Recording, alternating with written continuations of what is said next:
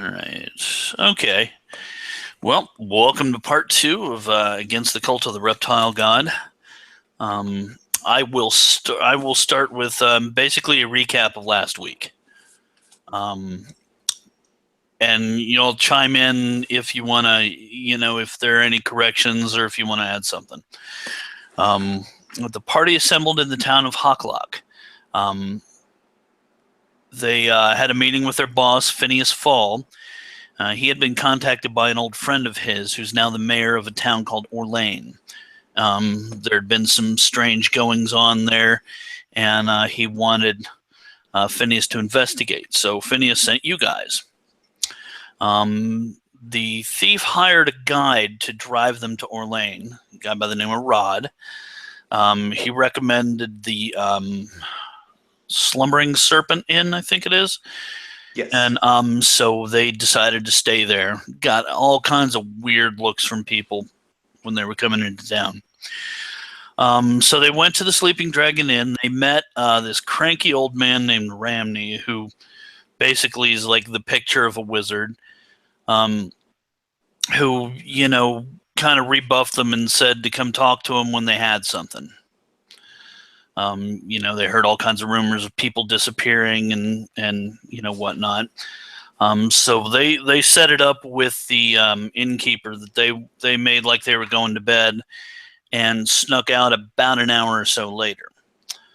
They went to check out this. You guys went to check out this family who you had heard from the bartender lady had the entire family had disappeared. And they had come back a couple of days later, and just no explanation, nothing. They snuck up and they saw the entire family just sitting around in their house, literally doing nothing. The magic user went up and cast Detect Evil and noted a faint aura of evil coming from the family. From there, they went to spy on the constable. And I believe what happened was that the thief made a lot of noise. Some people came out of the Golden Grain Inn, which was near there. So the rest of the party, except for the thief, decided to go in and, have a nail and talk to the people there. While they were making small talk, the thief, went around and snuck in a window into a bedroom and saw a chest there. He went and opened the chest, got nicked by a poison needle trap on the chest, which didn't quite kill him, but almost, and he made off with a buttload of treasure. The rest of the party left the inn and found the thief, and they got him back to the inn, and they went down for the night.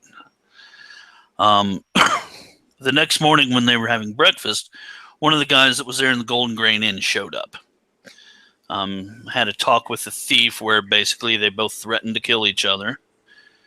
And the thief walked away and, with some thinly veiled threats there. The party went to visit Ramney, the cranky old man they'd seen before. They talked with him for a while, told him what they knew. Ramney said that he believed that people were being abducted and taken somewhere for several days, and then most of them were brought back. Not all of them, but most of them. He believed that the people that worked at the Golden Grain Inn, which were nothing but, basically a den of thieves, and the people at the Temple of America were sort of in cahoots. The Temple of America had a new cleric in it who hadn't been there for more than a couple of months, and then he just got some strange vibes from that place. So they hung out there and with Ramney for a while. Ramney let them stay there, but not in the house. So they had to sort of camp out in his clearing in his grove of elm trees. Towards the evening, they decided to go sneak into the temple. So on their way to the temple, they got ambushed and quickly turned the tables on the ambushers. I believe killed 2 of them and questioned the other 2 and then let them go if they just ran off, left town. Then they snuck up to the temple and they were assaulted by 2 wolves with collars that were ostensibly guarding the place. They defeated the wolves and heard people stirring within the temple, and that's where the game ended. So, I don't know, you guys feel like that was pretty accurate? That was spot on. All right. We did discover that the guy, Derek, was an assassin. Right, okay. Yeah, so that was pretty much revealed by Romney. So we know that he is a dangerous dude and that he, because of first edition, is very dangerous. Yes, I believe that poison needle trap took you down to 1 hit point. It did, yeah. It was a close thing, that. So now we're at the gate to the temple. We've dispatched the dogs, and we notice that there are people coming out of the temple to see what's going on. Well, that's basically. Now you've got 2 people that I think I wrote down what the missing people. David, do you remember what Joe and BJ played? I know Joe played the magic user Refin. I think another cleric. BJ was another cleric, and you're a cleric, correct? Yes. Okay.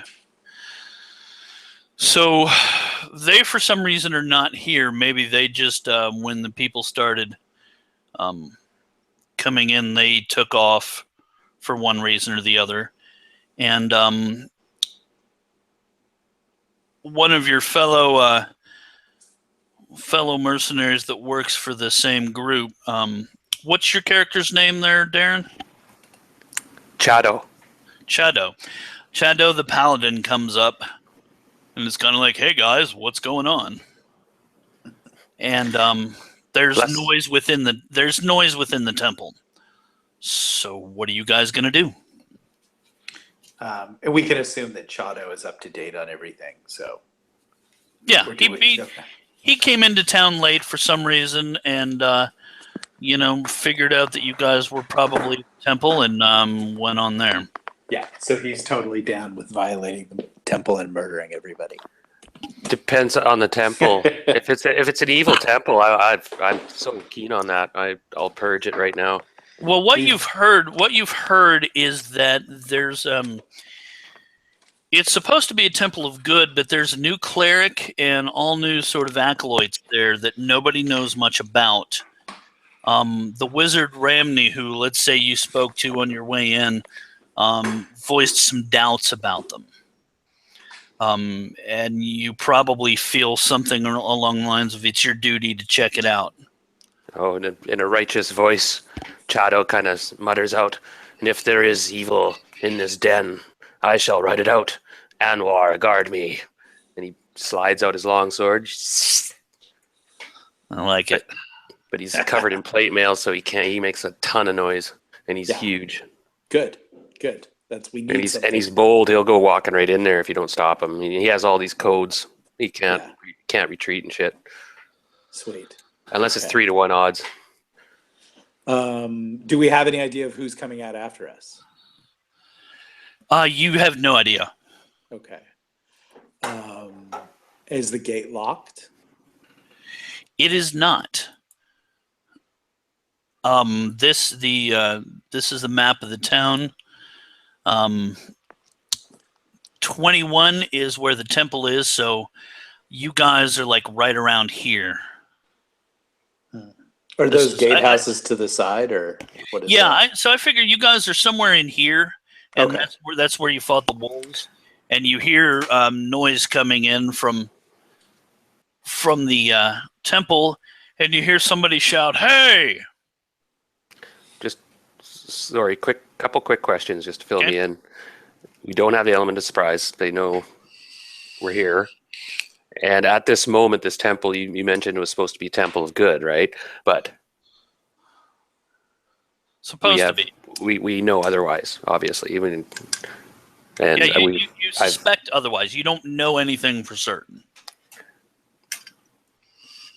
Okay, but the evidence does indicate that people are being abducted. We got a definitely evil vibe off a group of people that had been abducted. There's an assassin involved who seems to have a relationship with the temple. There's a high priestess that everybody kind of suspects is up to no good because the old priest disappeared. So, there's a chain of evidence that says this is bad. I'm going to signal to my companions with hand signals and whispers that I'm not so much a thief as an elf, and I'm going to slip off to the side into those trees and do hide and shadows. My percentage for hide and shadows is 25%. All right. I turn to the rest before he scurries off too. I say, "So, did you have a plan, my comrades? Before we go in, you do what you must, but I will not scurry through the shadows." I would say to you that I'm not abandoning you. I'm just going to make sure I have the element of surprise. But our plan was to go in and find out what's going on. I understand. This is a tactical maneuver, of course. Right. Yes, I'll give you time to set up. There's no cowardice. I'll give you time to set up. And I stand in the middle of the road, sort of. I stand to the side, slightly out of sight, but I'm just too young and naive to hide, and programmed. So. Okay. Well, you your hide in shadows is aided by the fact that it's nighttime. Yeah. Good.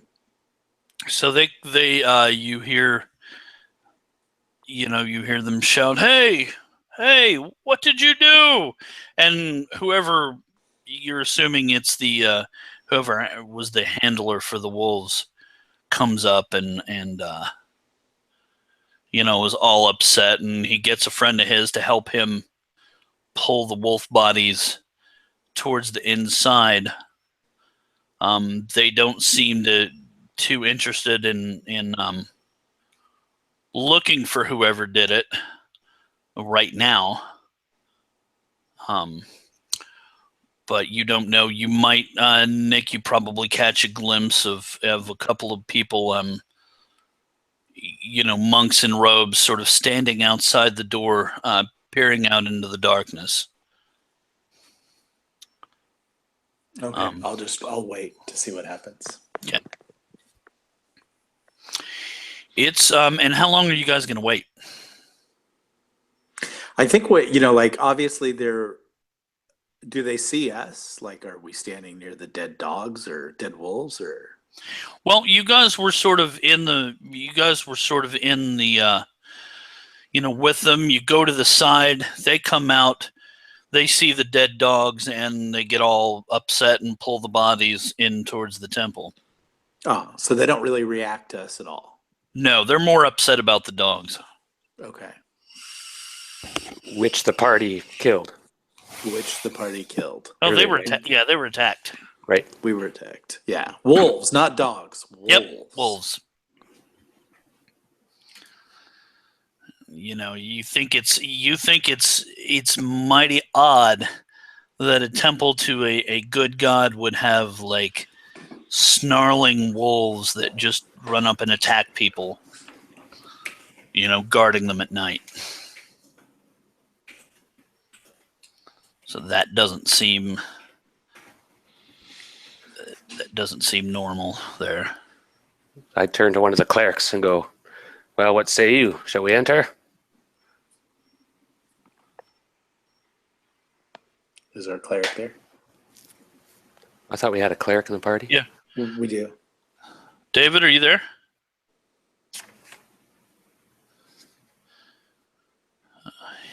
And I think you're muted, David. Yes, let's continue on. Yes, it did. Now that they've kind of pulled back, I would whisper to the paladin from the shadows, yeah, let's go in, and I'll back you up from the shadows. But what we want to do is we want to get in. I think we're going to probably outright meet some combat. I don't think there's any dealing here. If they do want to talk, we want to talk to the high priest. Okay, so we'll give them a chance to explain this nonsense about missing people. Correct. Okay, justice will be served. No doubt. I have a two-handed sword that's about 6.5 feet long. Nice.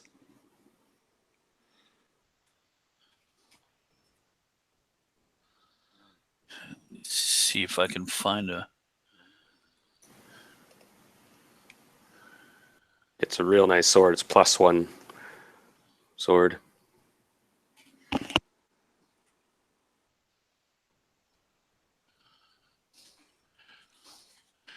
Okay, so are you guys going in? The monks will stand out there for about a half hour or so, and you guys can wait until they go in, or you can just go in and talk to them. I think what we're going to do is send the paladin in to talk to him, but I'm going to try to get as close as I can by staying out of sight. If he gets past the gate, I'm going to do climb walls and go over the wall. Okay. I don't like it, but it's wise. I think we're outnumbered. It is justified. And I turn to the cleric.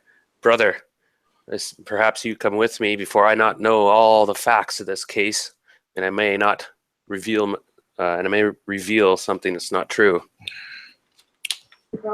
Yes, let's go. All right, so with my sword drawn and held in like a formal military manner, salute manner, I walk up to the door, or to the monks. It is very late. What can we do for you? We come here on a serious matter. In the name of Omar and the local goddess, we wish to talk to one of your head priests about certain matters of darkness, and we want answers immediately, and we will not leave. Can this wait till the morning? It cannot. Do so now and don't question me again, or feel my steel.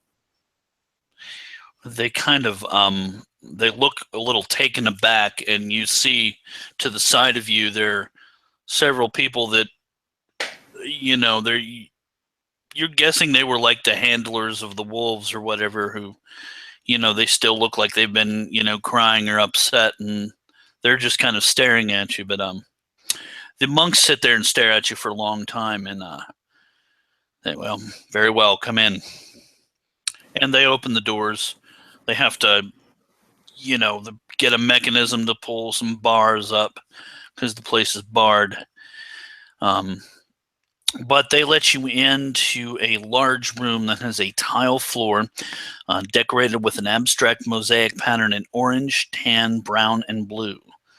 You can see several tapestries decorate the walls, all depicting scenes of lush farmland and crops in various stages of maturity. 5 huge elm trunks serve as columns in the room, and a statue of America, chaotic good goddess, carved from a solid piece of jade, is mounted on a low dais at the north end of the room. And you're coming in from the south. The room is probably about, let's see here.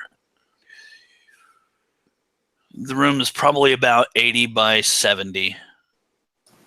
Have I been able to go over the wall and shadow this whole time, or did I have to join the party to go through to this place? No, they're not going to bar the gates right away again. They're the 2 monks that are still sort of standing there. So you would have to get past them. I can go over the walls to the side, off to the side. Could I do that? Yeah, you can get into the... And during this time as well, I'm stalling because I know he's going to have to maneuver around, and I tactically I mutter to sorry, what was your name? Actually, I don't even know your guys' names. I was gonna My elf is named Thralian. Thralian, Thralian. and that's Dave. No, that's Nick. Oh, sorry, Nick. No, that's okay. And then Dave, right? He's muted right now? Yes. Okay, Dave, sorry, what's your character's name? Thoreno. Thorenal. And he's an elf too. Yes. Okay, quick class. We got Nick is the elf, right? Yeah, elf, just ranger, fighter, thief, elf. Gotcha. Yeah, D&D first edition. Well, Yeah. actually, basic was Yeah, I elf. didn't really want to play a thief. I just wanted to play an elf. Dave, you were the cleric, Yes, human cleric, elf cleric. Elf Okay. cleric. Thanks, guys. So I turn to Dave and I go, watch my back. I need but a moment. And I kind of almost kneel down and use my sword as like a cross in front of me. And I mutter out some words. And I just sense for any sort of evilness and I sense for it in everything. I try to detect it in the monks. I try to detect it and see if something has blasphemed this sanctuary, this normally chaotic good sanctuary. I wonder now, and I try to make it subtle, yet I'm very much a paladin. I'm here. I'm not making any bones about it. I got a mission from God, as they say in the old Blues Brothers. All right. So, So I detect evil.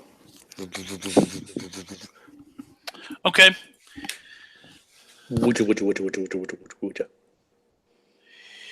You don't. Let's see in here. I'll make sure of this. All right. You don't detect anything inherently evil in this room. You wait there for about, I don't know, 5 or 6 minutes, and a kind of disheveled-looking female in a robe comes to meet you. Nick, you're let me put that map up again. Okay.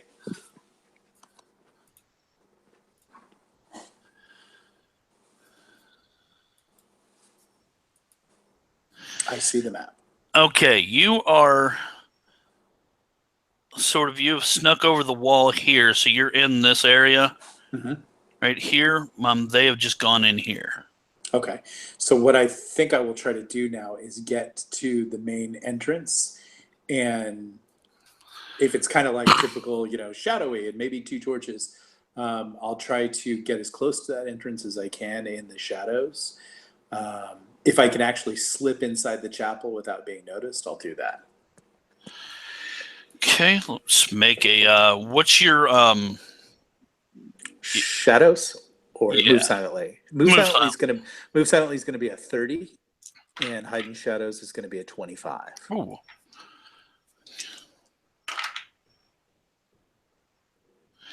Okay, you trip over some things and make a little noise on your way in, but nobody sees anything. Sweet. And you're able to sneak in. You're sort of in the back of the room, kind of hiding in the shadows here. When the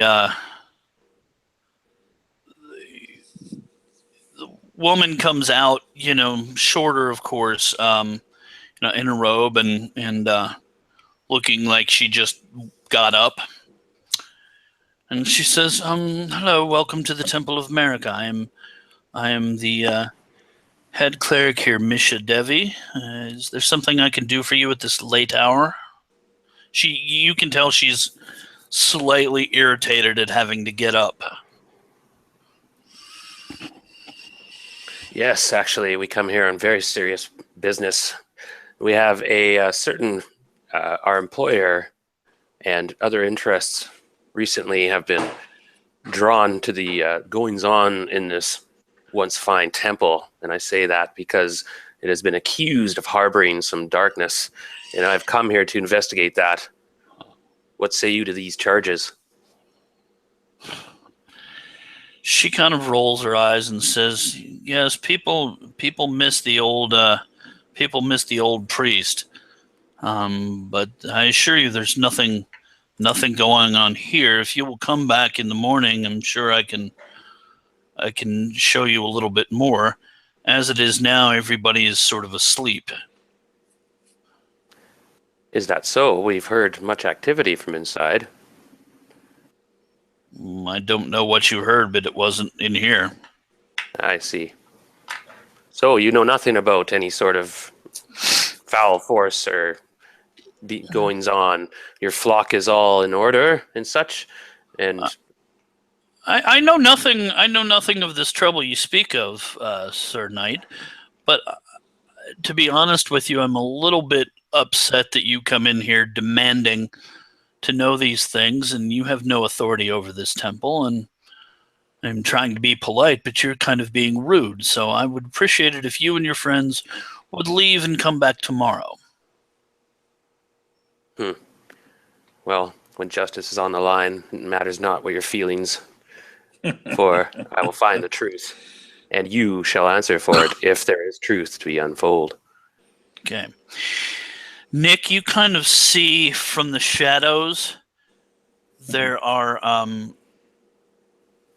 there's sort of a balcony up along the thing, and you see there are people there holding bows. They're not drawn yet, but they're sort of watching, and you're able to spot them.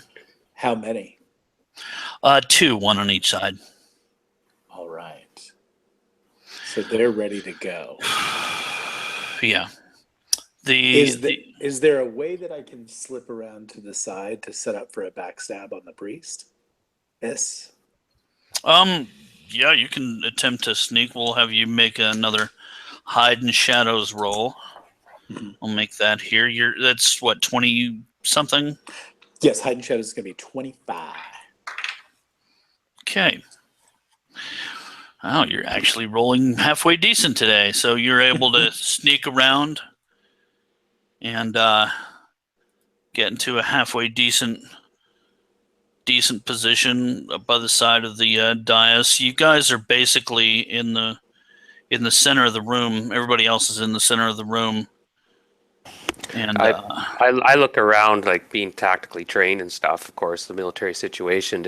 Are these archers obvious? I didn't want to metagame or anything, but did I see them as a character? You don't know. Okay, so I'm standing there still with my sword tipped down. Anyway, No. The priestess kind of sighs and goes, "What will it take to satisfy you, Sir Knight?" now excuse me, I have to go outside the fourth wall a minute again, and I'll have to turn to Dave at this point for a bit more of the information, the actual accusations, and who brought them. Were these accusations formal, brought forward by some figure of authority, or was this just a concern? I remember there was something about a family disappeared. They came back and they'd been tainted, and We just had suspicions. and something happened to people at this temple. So if I can just jump in real quick. There's 2 archers in the balcony. There's the priest, and then there's maybe how many monks are we facing?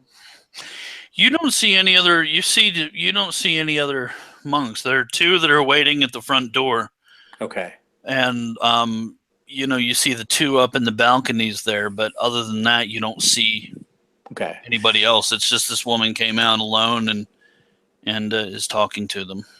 I'm going to backstab her. Okay. And there's a whole chain of evidence and reasons why I would say that I'm Okay. doing it. But we're just going for it because we have all this evidence that's led here, and we did an intense interrogation where they pretty much fessed up that she was up to no good. The smartest guy in town knows that she's up to no good. The townspeople know that she's up to no good. Everybody knows that she's in league with the mysterious her. And then for her to deny it right to the paladin's face is basically like she's stonewalling. We're probably not ever going to get a better chance than this moment to put her down with the paladin, and his kill sword right in front of her and a cleric to back up. Somehow we'll deal with the 2 archers, but hopefully 4 archers. I thought it was 2. Was it 2 or 4 archers? 2 on each side. Oh, was it No, just 1 on each side. one on each side? Yeah. Okay. So I'm gonna go ahead and go for a backstab. I'm coming, out of the shadows. I get +4 to backstab. Blah blah blah. Whatever you want to give me, I'll take it.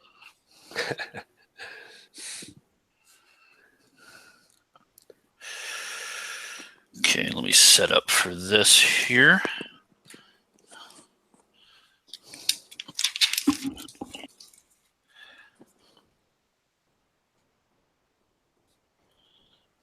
Obviously, she's not wearing her armor or anything. She came in clothes. Maybe she doesn't have her staff of power. Maybe Right. I just killed the whole party. I don't know. Well, let's roll a d6 to determine surprise first. Okay, so I get a 3. Okay. You are not surprised. They are surprised. So that means you basically can act here. Why don't you guys roll a d10? We'll do a group initiative. So Paladin, why don't you do that?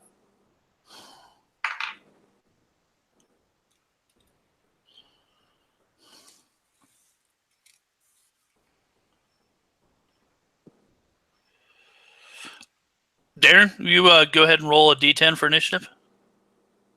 Sorry, I was muted. I rolled a 5. Ah, okay. Yeah, they rolled a 7, so that does fine. All right. Nick, go ahead and backstab.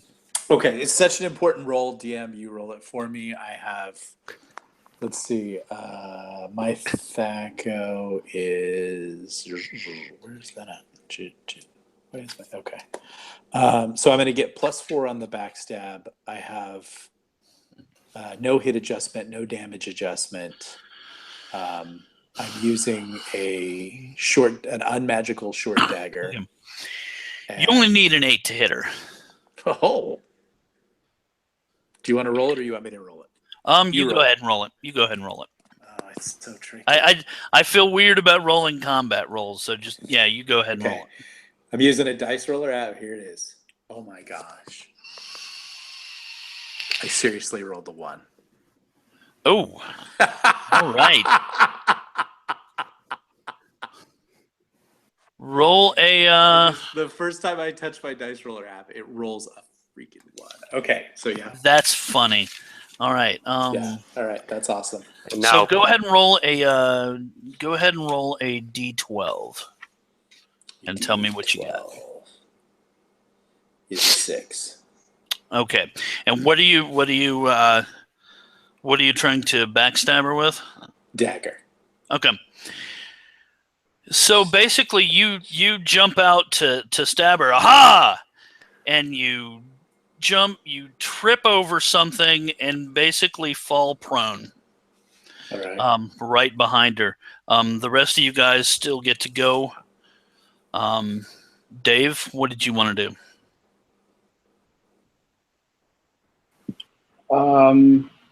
So he comes out and tries to backstab her, so I will follow up with an attack on her. Okay. And what's her armor class? She is an armor class 9, so you will need an 11 to hit her. I think my low intelligence will pay off for the party at this instance because I may yell out, "Treachery! Watch yourself, maiden!" And I rolled a 4, so I missed. Oh yeah. Damn. All right, Paladin, what are you doing? I'm going to roll at this point because I have seen him come out of the shadows and and he just basically wiped out. Did I even see he was trying to attack her? I must have slipped on a plate or He something. just wipes out. Okay, I'm not very smart, so I yell out, "Treachery!" and I kind of think like, "Oh, why is he attacking? He's on my side. The jig is up, or they're ambushing us or something." And I whip around with my sword and take her head off, a clean side swipe. Okay. Let's see you. Did I detect evil in her, by the way, or was she covered, or is she evil? She's not, inherently like evil, so she's but you're not. You wouldn't be able to detect a human that was evil. It would have to be like something magical or like fiendish or something like that. Well, I yell at her then. Now he already attacked her and whiffed as well, right? So we're in combat. Okay, Yeah, we are now engaged. Okay, because no turning back. I was gonna yell at her to surrender, but if you're swinging, and I'm confused, so I'm just like, oh, kill mode by Thor. 19 on the roll. Oh, that Yay! definitely is. Someone hit. Definitely is. And I got a +3 with that sword, and it's +5 damage, and it's small creature, I'm assuming, so it's 1d10 +5 damage, correct? Nice. Go ahead. And that's 8 plus 5, 13 damage. Okay, so you you swing. She moves, so you don't quite get her neck, but you hit the side of her and bite into her shoulder and kind of pull it out, and blood spurts, and she kind of gasps and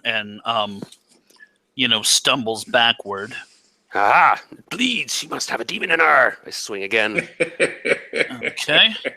So now it is their turn. Nick, what's your armor class? My armor, but are they surprised or will they be?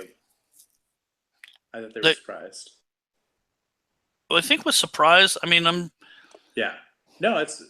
The surprise it just means you guys act first, right?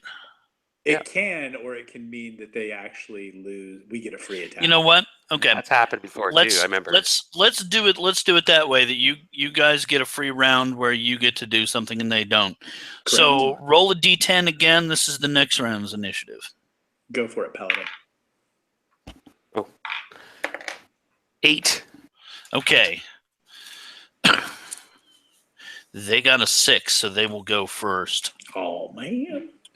My armor class is 5. Okay. So let me see.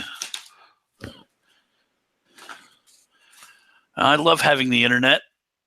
The internet is great. Yeah. Access to everything. That dice roller app sucked. I swear I started rolling dice and I rolled like 2 more ones. I'm like, oh my gosh! Another one. Okay.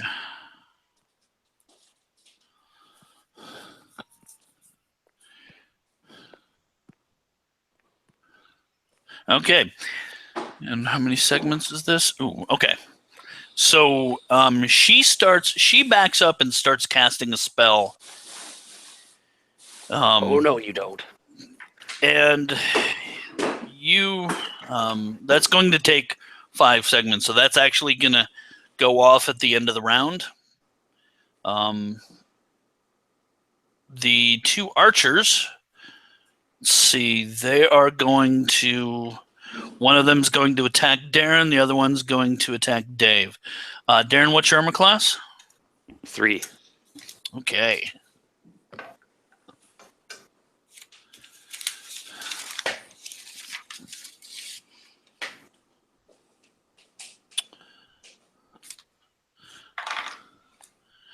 Oh, okay, natural 20. And I think that just means double damage in first edition, if I'm not mistaken. Yeah, I think so. Yeah, okay. It's better that way. You can play with the cool Dragon 58 critical misses and fumbles table, but man, you shouldn't play with that till higher levels. Yeah. I have an interesting. I heard a house rule that I kind of liked. If you get a critical hit on somebody, you roll a percentile die. Mm-hmm. And 0 to 85 is double damage. 85 to 99 is triple damage, and 100 is insta-kill.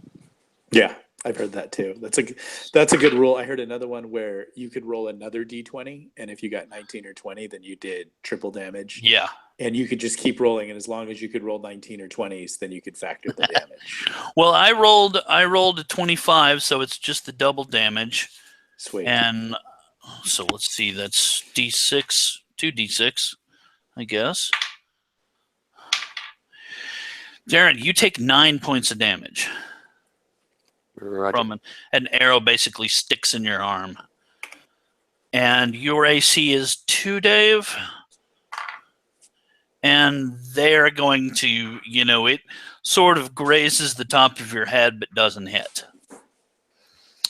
So you guys are up. What are you going to do? So the question I would ask as the thief is, I missed her and I'm on the ground. Then suddenly they attacked her and took her attention. I landed behind her. She's backing up. Is there still an opportunity for a surprise attack on her? I think there would be. Go ahead and make one. All So way right, to milk because it. I'm the most honest dice person in the world. 19. All right, that definitely hits. So roll your damage. That's double damage, right? That would be double damage with the dagger, which is D4. I rolled a 4, so it's going to be 8. Okay. So basically, you spring up from the floor, and jump at her neck as she's involved in uttering some harsh guttural language to let a spell go, and there's crackling energy coming from her hands, and then you stab her in the neck, and it just cuts it off, and she falls over dead. Ha ha! Master assassin. So now there are two people in sort of the balcony. What are the rest of you gonna do? How far away? It's probably about 15 feet up. I go, you son of a bitch, the one that shot me. I spin around my two-handed sword like a spear, and I just hurl it at him. Nice. Throw Nice. Conan. Okay, make the attack. 17. Okay. And that's plus 3, so 20. Not a natural 20, but that will definitely hit. Roll your damage. sweet. Do I get the magic bonus? Do I get the strength bonus? Because I threw this. Yes, because it has 15 strength foot behind blade. it. Yep. Okay, so it's 6 plus 5, 11 points damage. Okay. Ah! So basically, you throw it. It hits him in the middle of the chest and pins him to the far wall, and he's not moving after that. Ah. I get a satisfied grunt and reach for my footman's flail. It's on my back. Pull that thing out. You're next. I turn around. David, what are you doing? Snap the arrow off. All right. There's one guy left. Is he sticking around? Well, it's your guy's go, so he can't. Yeah. Can I get to him? You can't get to him and attack him, but you can look and see like a set of stairs that kind of goes up to the next level, and you can run up there and get to him. You'll be able to melee him next round if you want. Would I be able to position myself in a way where they have to go through me to get out away? Kind of block their escape? Yes. That is what I'll do then. Okay. Okay. Get another roll here. Okay. Next round, roll a d10. Oh, 10. That's bad though, right? Yeah, we need to roll again because I rolled a 10 as well. 2. Okay. 2. He rolled a 1. Oh shit. So he's going to he's going to run an attack. Dave, let's see. Dave has an AC of 2. And Bill, intercede. I also used to play a tie went to the party back in the day, but not this time or ever. It doesn't matter. Well, by the book, a tie would be simultaneous, so both people take their actions, but the damage isn't dealt until everybody goes, and all damage is dealt at the same time. Yeah, it could do that. I kind of I kind of like re-rolling. He goes to attack you, and it's sort of you're wearing armor? Cleric. Cleric, what kind of armor are you wearing? Splint mail and Okay. shield. So he goes to attack you with a short sword, and it kind of bounces off your shield. So now it's you guys. What do you want to do, Dave? In lieu of Dave, I will throw a dagger. I'm returning the strike with my hammer. Okay. Make the attack.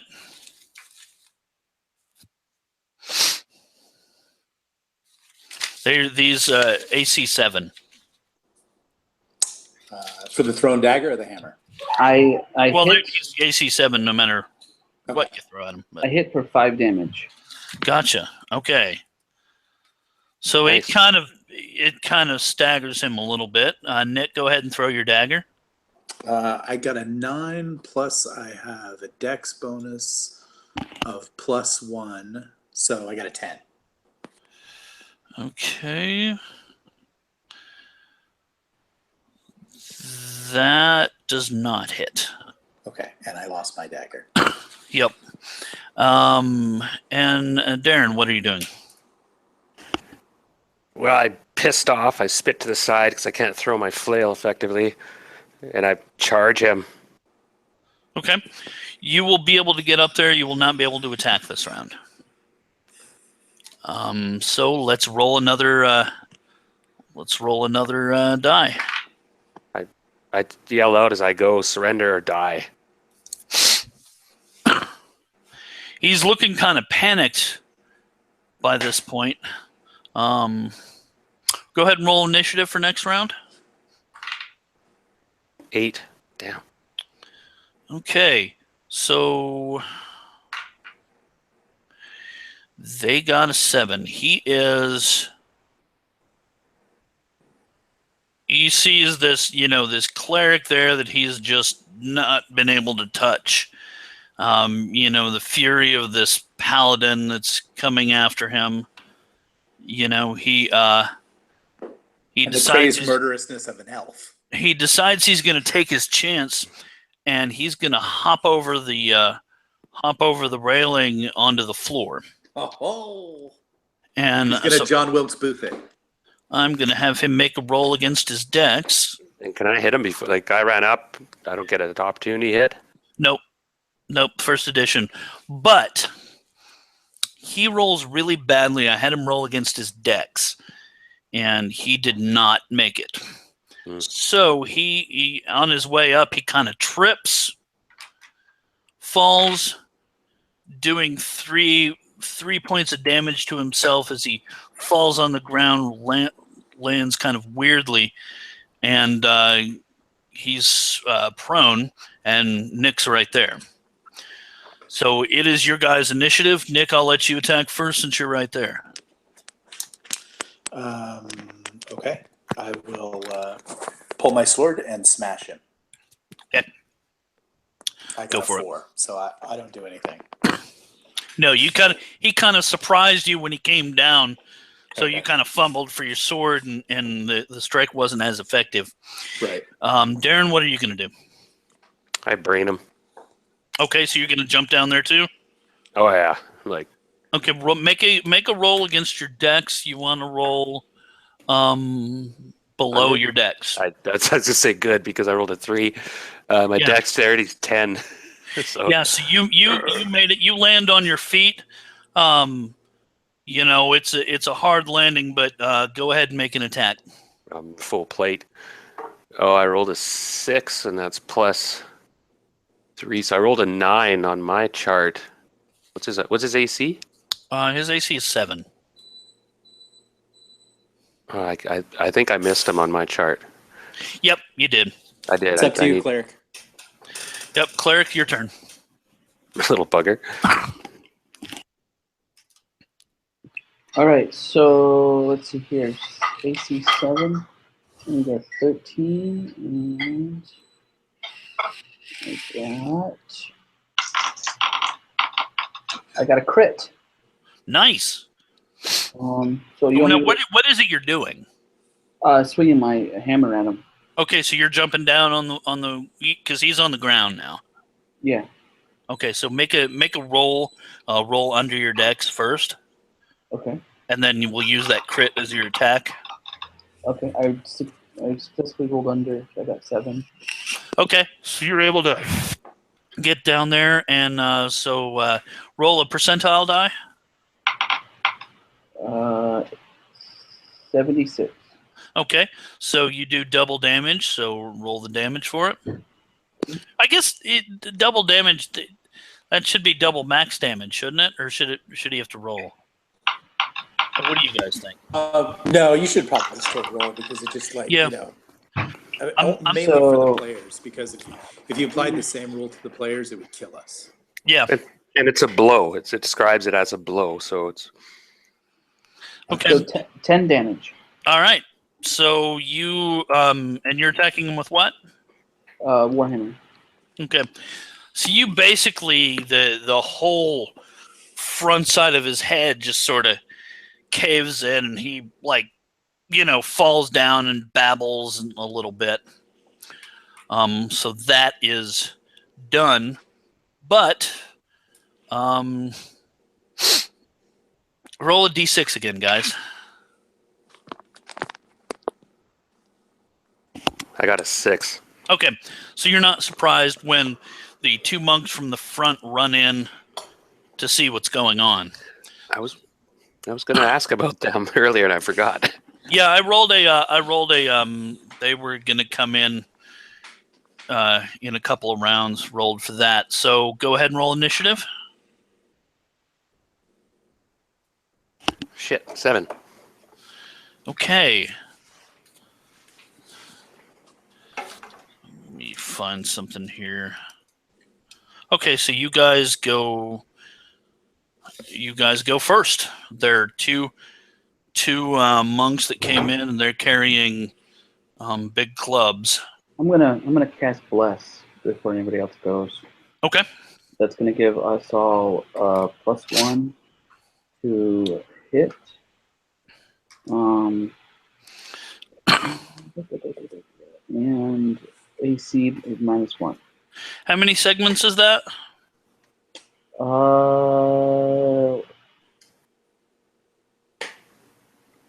It just says from where I printed it off from, it says casting time 1. I don't know. Okay. So yeah, that would. I can check it here. Oh, casting time around, so it'll take effect next round. Yeah, that spell basically takes a round to cast, so it'll take them next round. I'd save it even. Well, there's two more guys, right? I mean, I'm gonna drop my sword and pull my bow and hold my ground. I will not advance towards them. I'm literally just throwing my sword down and pulling my bow. If I can get a shot off this round, that's great. Okay, go for it. An arrow on each, or just one? Just one, since Okay, you have to switch to it. Yeah. Right.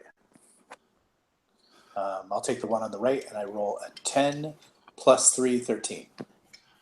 Okay, I believe that hits. If I do, I did. I rolled a 6, but do I get elfly damage? No, I don't. 6 points of damage. Well, plus 1 bow, so 7 points of damage. Okay. Darren, what are you doing? Well, I haven't retrieved my sword. I haven't had time. How long does it take to drink a potion? I forgot. It's like a segment.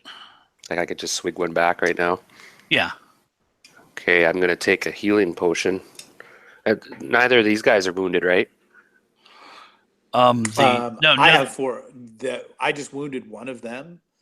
But or do you mean us? No, I meant the party, because I'm not allowed to heal myself until everyone in the party's healed.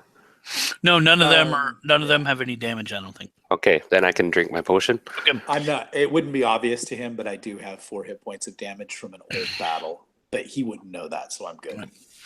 So you will drink your potion, and You will be able to act because you guys got what, a 7?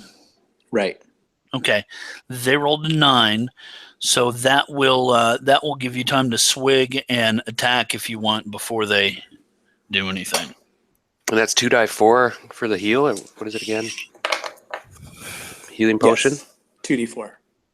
2d4 plus 2. 3, 4. Okay, 6 points back. All right.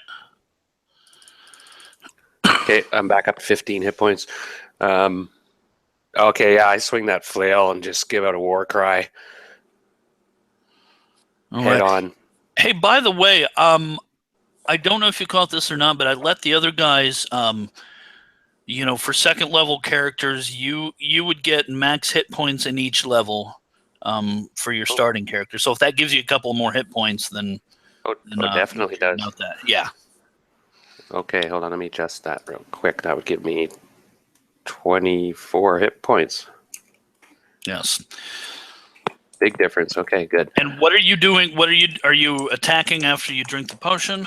Yep. And Right. I got a 2-handed flail. It's a big monster freaking flail, 3 big heads on it. And I swing that thing around. I'm proficient in it. And I yell in there and go in at him. Tried to hit 2 at once. I rolled a natural 20. Okay. So if you want to hit 2 at once with a natural 20, I will rule that you can do that, but you only get regular damage on each one. Yeah, that's fine. Okay, go for it. And that's flail. I was just looking at that footman's flail.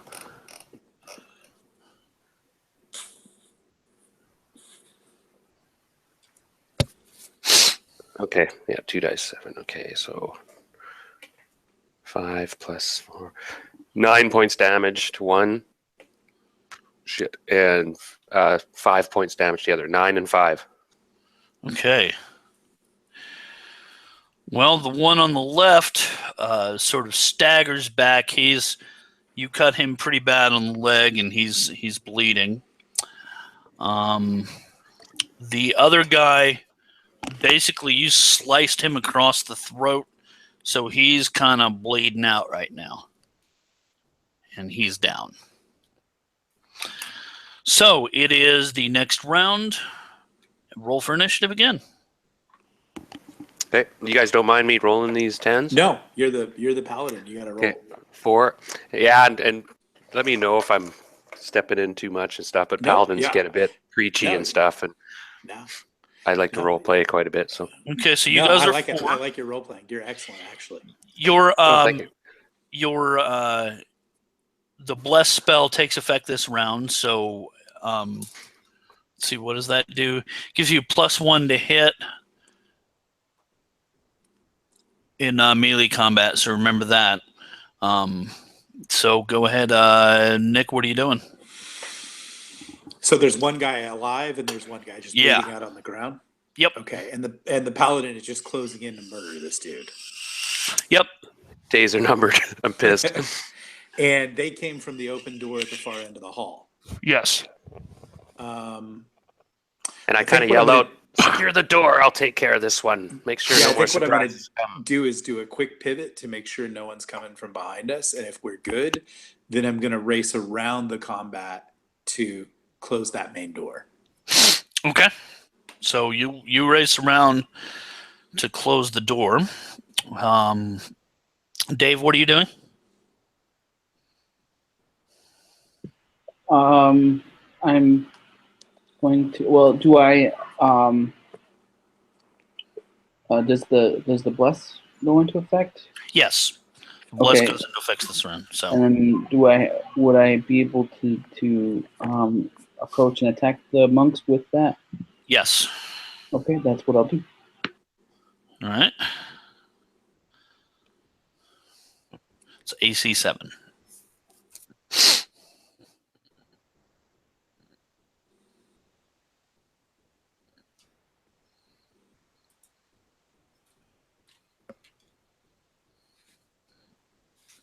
All right, I got a 19, so that's gonna hit, and the damage is gonna be 5. Okay. So you step up with your warhammer and basically cave the side of his head in, and he falls over. and the fight is over. Yay us. Wow.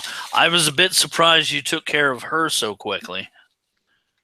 Master Assassin. Yeah. Now, I of course didn't realize that he was trying to backstab her. I might have words to say. Of course, and I go look around in satisfaction. You guys fight pretty well. Yeah. And that's why I ran through that chain of evidence to show you, no, I'm just not a thug, I'm an elf. Yeah. But I would say, listen, we've done all the due diligence. What she said to you in the interview was the exact opposite of everything we've learned. So I didn't want to give her time to move against us. Oh, it worked. And- It worked out. Yeah. That's a good call. Let's search so her body I for some trash. I kneel towards right away. I kneel at excuse me, that'd be Thralian, and I say, "You did not tell me you were wounded. You must say so. Stand still." And I grab him by the shoulder and I mutter some words and put a religious sign in front of him and do a lay on hands. And he kind of feels this cold, tingling sensation go through his body and all goosebumps. And he gets back some hit points. I forgot how much. I think it's like 4 hit points or 3. I think it's 2 per level, right? Oh, shit. Yeah, okay. So anyway, then you'll get back your hit points. I'm actually up to full, and I say thank you very much. That was very kind. I'm back. I feel great. You fought well. Now, shall we investigate further into I this think we should. strange place? What see you up there, elf? Well, let's see here. The pull up that map again. Okay. There's, like I said, there's the dais at the north end of the room with the statue on it. There's a door to the east. There's a door to the west, and there are 2 doors on either side of the room to the south. Which would be at behind the dais? No. Let's see if I can Bring it up. let me see if I can. So we're not in the temple proper, so to speak. Yes, are you we? are. Like, we are, You are. right. So the temple there's the altar and the statue, and then columns and such. You said, and baroque images, and then so there's doors basically on every wall. Yep. Right, you said to the right, left, and then 2. Which door did she come out of? Yeah. Let me see if I can bring up if you give me just a second, I can bring up a... Oh, by the way, I go up to that guy who's still impaled against the wall with my sword through his chest. I put my foot on his chest and yard my sword out. Give it a quick clean, and give the old cross above him. Bless his soul in hell. And I turn back to the other 2. So, give him a nod. Which door did she come out of? Have you searched her foul person yet? I cannot touch her. She's a woman and foul. Oh my gosh. I will wait for the DM to tell me which way she came from, but then the action after that is we'll search her body. I shall search her unclean body. And I can search the other ones though. They're males and they're not priests. And actually put their dead bodies in like a straight row with their arms folded over their chests and their feet kind of straightened out. Now here, imagine there's a little bit longer of a hallway. This is the entrance. This is the dais here. These are the elms that act as pillars. The balcony was along here and along here. There's a door here, there's a door here, there's a door here, and there's a door here. She came out of this door and walked over here to speak with you guys. You snuck around and kind of backstabbed her here, killed this guy. This is where you leapt up. And then everybody hopped down, and then the 2 came in here, and you guys fought them and killed them there. So that's where you're at. So we will search her carcass. Okay.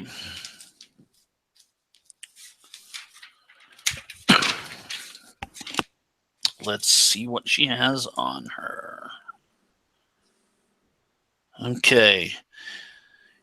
You notice that she has a snake's head amulet around her neck that's made out of gold and has rubies for eyes. That the whole thing looks like it's probably worth about 1,000 gold. The rubies are worth about 100 gold apiece.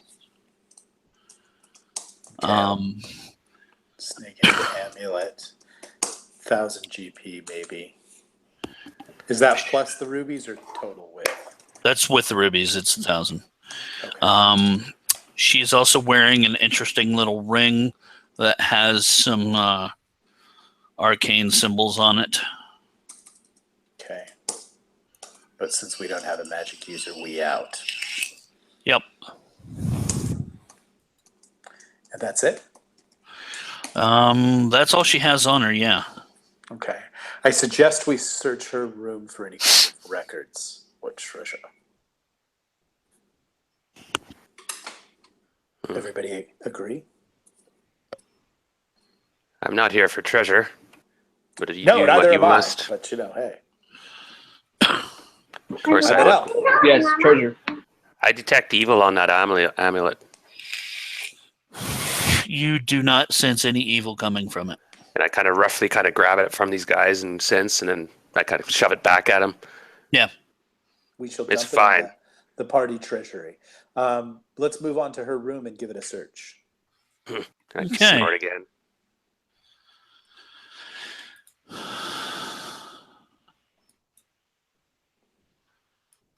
So you move on to... You go in the door she came from. This is a bare room. It's got 3 wooden benches. And it's got a door to the east. You don't see anything else in this room except those benches. This must be some kind of waiting room. That must be her door. Sometimes these foul agents set devices of danger. I suggest we proceed with caution in some of these back alleys. I guess But I will.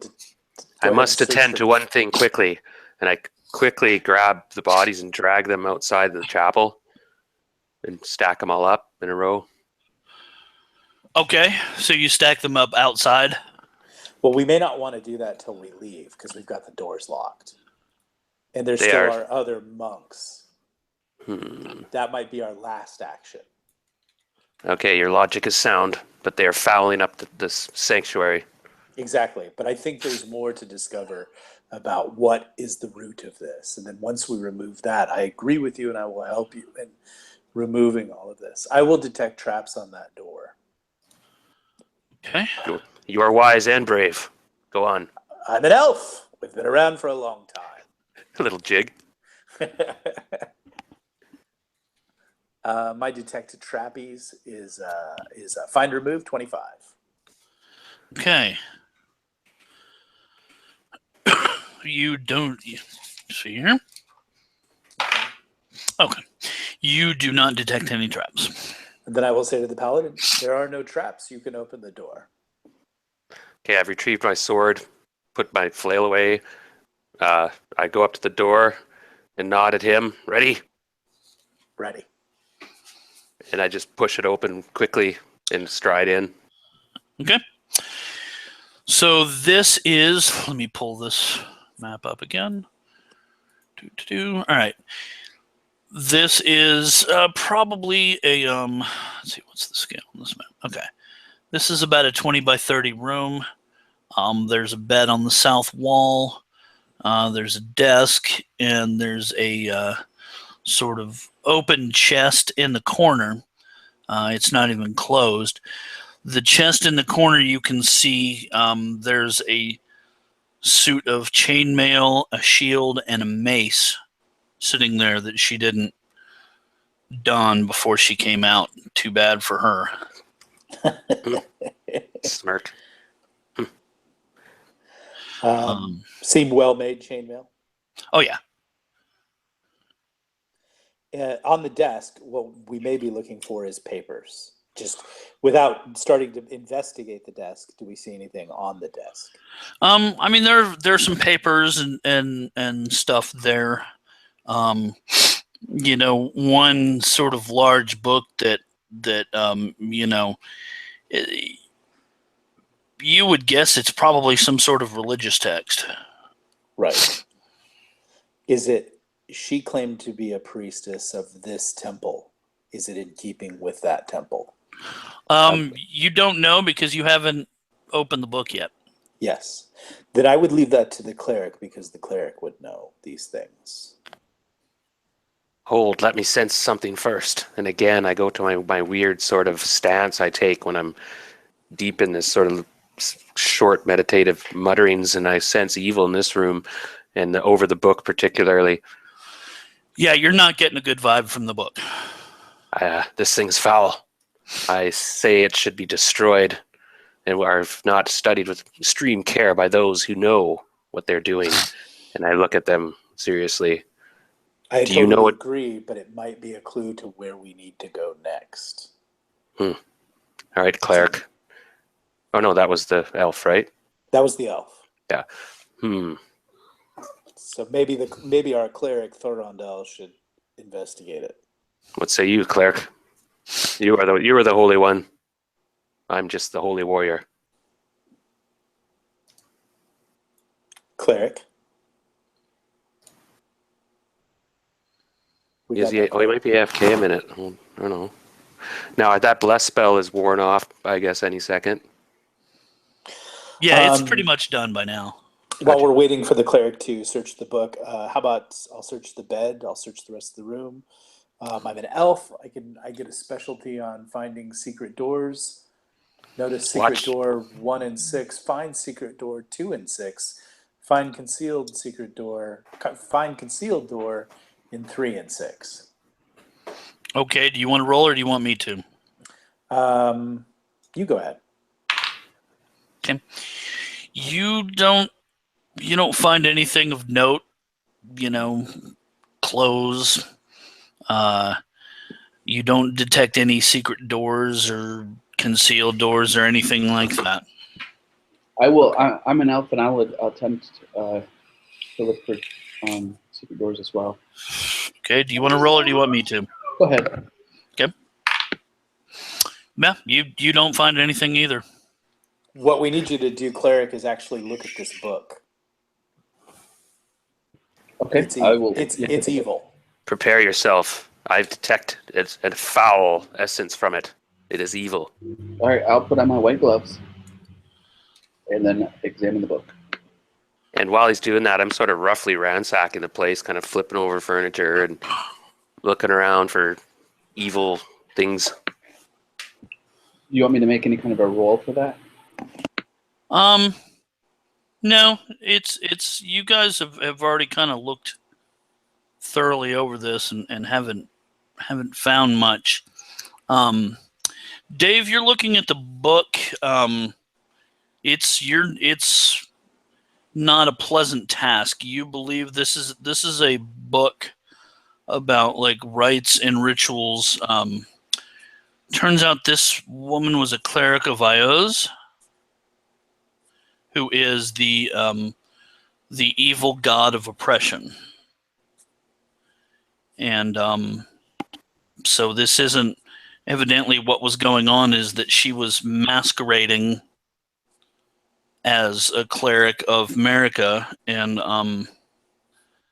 this place is probably going to need to be reconsecrated before it can be used as a good temple again.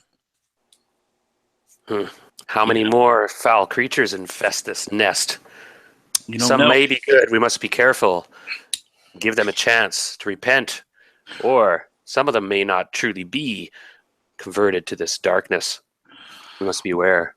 One thing that you would be aware of, Darren, is that since this is, they've already kind of fouled this temple, you don't have to worry about your violence fouling the temple. You don't have to worry about any negative actions, the slaughter. So I have, what's it called? Amar Belly, the justified war. Something like that.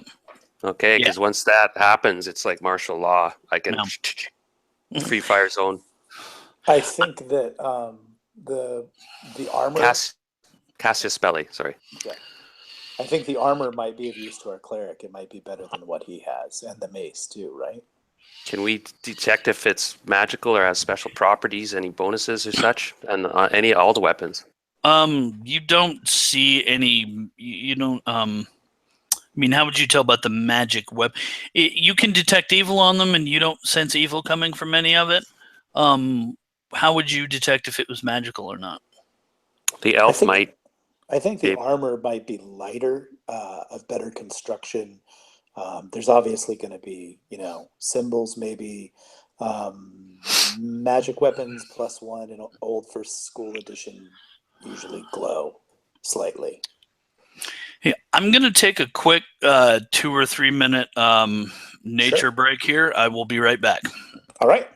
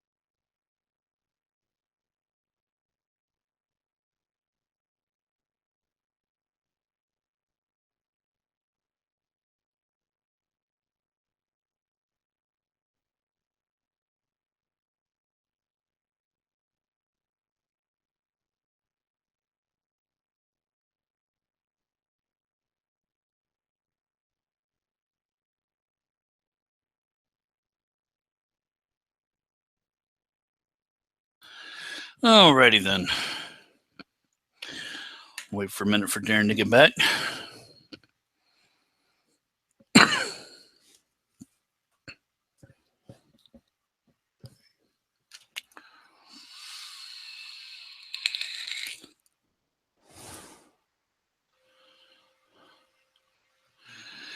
Yeah, I'm sitting here looking at this picture. That was,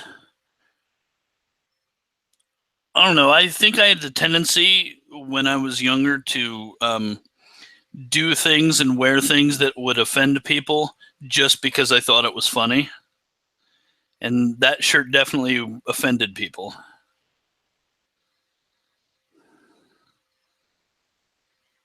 So, yeah. And there's nobody but me listening. Hello, viewers. All right, out I'm there. back. Hey. All right. What do we got going on? Waiting for Dave and Darren to get back. Dave and Darren. I was just thinking that I'm looking at this picture of me from like 15 years ago. Mm-hmm. It was something I wore because I enjoyed wearing things that would offend people just for the sake of offending them because I thought it was funny. Yes. That shirt definitely offended people. I had another one that I would wear sometimes that said, "Fuck you, you fucking fuck." Nice. And that offended people as well. Oh, by the way, Bill, really good DMing. Thank you. That you really have a good way of letting players do stuff. That's within reason. I played with DMs and a couple times recently where the DM was just hardcore on stuff. No, you can't throw a sword. Well, I say you can, and I've done it in real life. If somebody's 15, 20 feet away, I've practiced with it. You can spear a sword. It's not easy, but it sure works. And a trained paladin, like a martial warrior, if he spins that thing around and throws it at you, it's going to do damage. Well, I mean, if it's something that somebody could reasonably do, I mean, the rule of good DMing is you let the players try to do anything they want to do. Yeah. Yeah. Oh, yeah. If you Yeah. told me you wanted to pick up the statue and bang the woman over the head with it, I would have let you try that. You wouldn't have been able to pick it up because the statue is like, several hundred pounds at least. But, I'm not going to tell you not to try it. Yeah. Everybody gets to try. Doesn't mean you sure. get to do. Yeah, I like it. That's good. And it's meant to be fun and meant to, but it gets a bit serious. Like I love role playing, so that's what I'll do. I think I'm gonna do that Slaver series in first edition. It's Nice. All the modules are all set up first edition. What I can tell you, the thing that I'm really finding out about first edition that I really like is that it's so there aren't rules for everything, but it's one of those editions that it even says in the book the DM's word is law. So when you guys tell me you want to do something, I can make up a way to do it. And even if that's not the way it states in the rules, I mean, Gary Gygax himself would have told you that the rules are there as a guideline and, have a common framework for people when they were playing in tournaments. Yeah. Yep.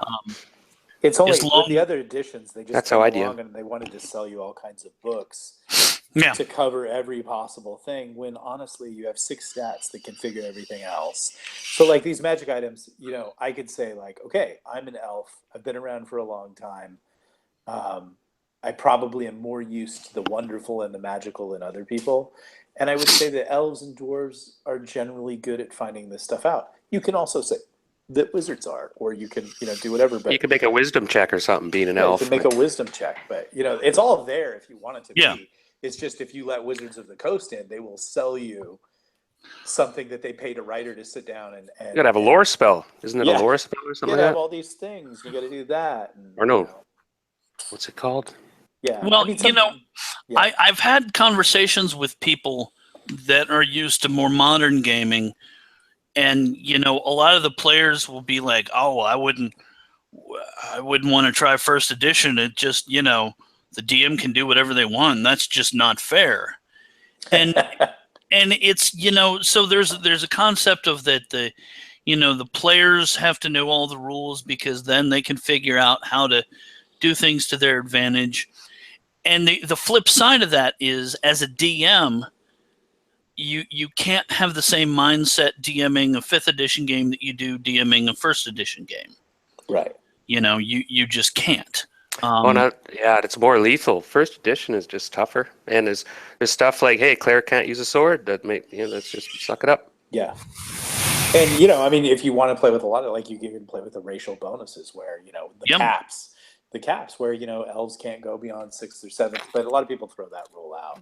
But the thing that it is, I think the thing that makes first edition awesome is this theater of the mind. Yeah. And so many other editions try to come along and spell everything out for you. And just even I know as a writer, sometimes you don't want to draw too much of a picture. It takes people, like, I saw some meme in one of the groups, and it showed a bunch of people playing D&D, and they were obviously playing 5th edition, and one person was looking at their phone, 2 people were talking politics, one guy was on his computer, and it's like, when we were kids and we played first edition, everybody was engaged in the story.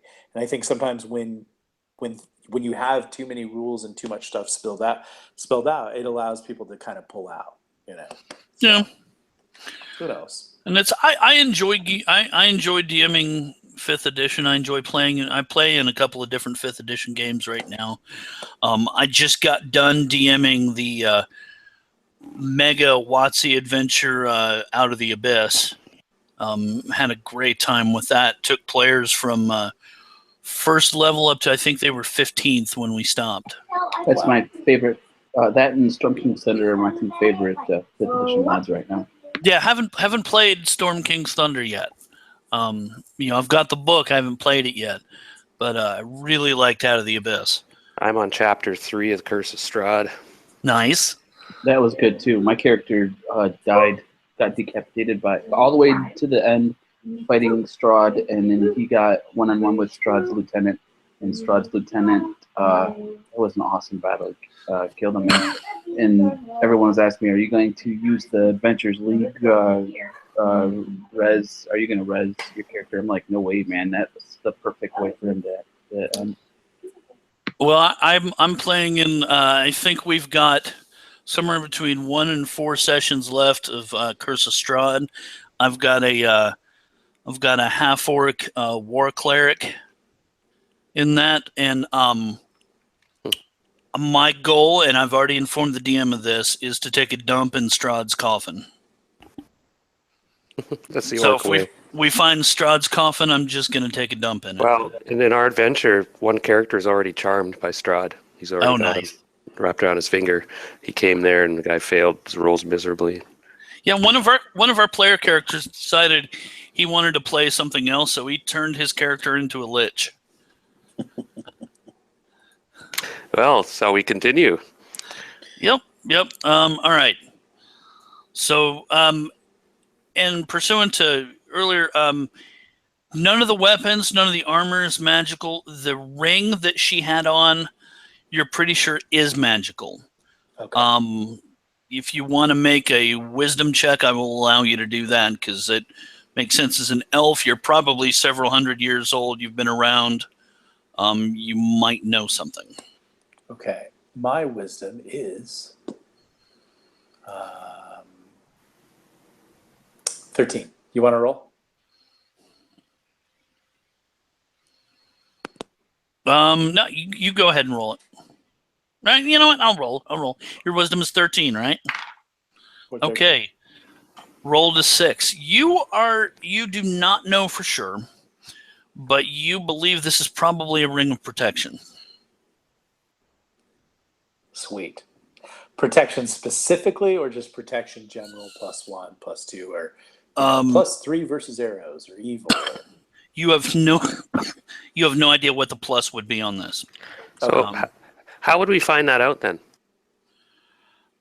Use it in combat, or take it to a. See, that's always been kind of a weird part of D&D. I would say you'd have to take it to a wizard who would identify it to know for sure. But you might be able to tell in combat. Hey, it seemed like it was a little harder for this guy to hit me, so. Yeah. There you go. Yeah. Like what you could do is you could say, after every combat, whoever was wearing it, you could have them make a wisdom check. I think that's a great idea. And then, like it can maybe start off at minuses, like make it at -10. And by the time you do 10 combat, 10, you can do something like that. That's actually a really good idea. Yeah. All right. So you guys have pretty thoroughly gone through this room here. There's the door you came in through, which is to the west, and there's a door to the north as well. Yeah.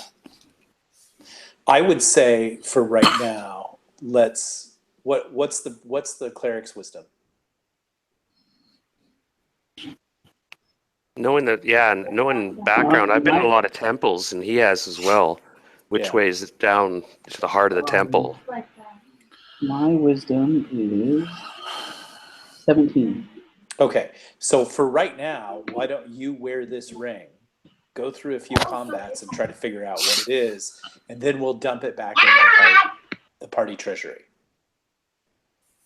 Is there anything blasphemous written on this ring? No. Of course, I reach out and analyze the ring and make sure it's not cursed or evil. Yeah, you don't detect any evil from it. Okay, I nod at him. Okay, so we'll have the cleric wearing that ring, and hopefully he can identify through combat what it is, and then we're all agreed we'll throw it back in the party treasury. Okay, so going back to this room, we've pretty much searched this room. We can go out to the main temple again. There's no other exits from this room. Right. You can either go back out to that sort of waiting room, or you can go through the door to the north. We'll go through the door to the north. Okay. So the door's not locked. You see a long hallway. It's got a gleaming white tile floor and a series of alcoves along the east wall. Each alcove is lined with black velvet to highlight the beautiful golden items there. Ho, ho, ho. I mean, Now you would understand. You would know. The cleric would know that these are items relating to the worship of America. They're basically little mini statues. They're probably worth. You don't know. You would say that they were worth about 500 gold. They've got about $500 worth of gold, or 500 gold worth of gold in each statue. But the workmanship is just absolutely exquisite, so it's probably worth more. It is property of the temple and will be left as is. right. Except when you guys were discussing temple politics and everything like that, this temple was obviously going to have to go through a major rededication. This stuff is, I don't know that much about religion, but it's probably defiled. That would be my argument for going ahead and taking this. No, it must be sanctified. It's property of the temple. He gets pretty agitated. Right. All right. Well, I defer to you. Okay. The hallway, and by the way, I know Dave and Nick are both elves. What race are you, Darren? Are you human? Human. Okay. So what are you using for a light source? Oh, there's no torches going and stuff? No, there's no torches lit in this hallway right now. No.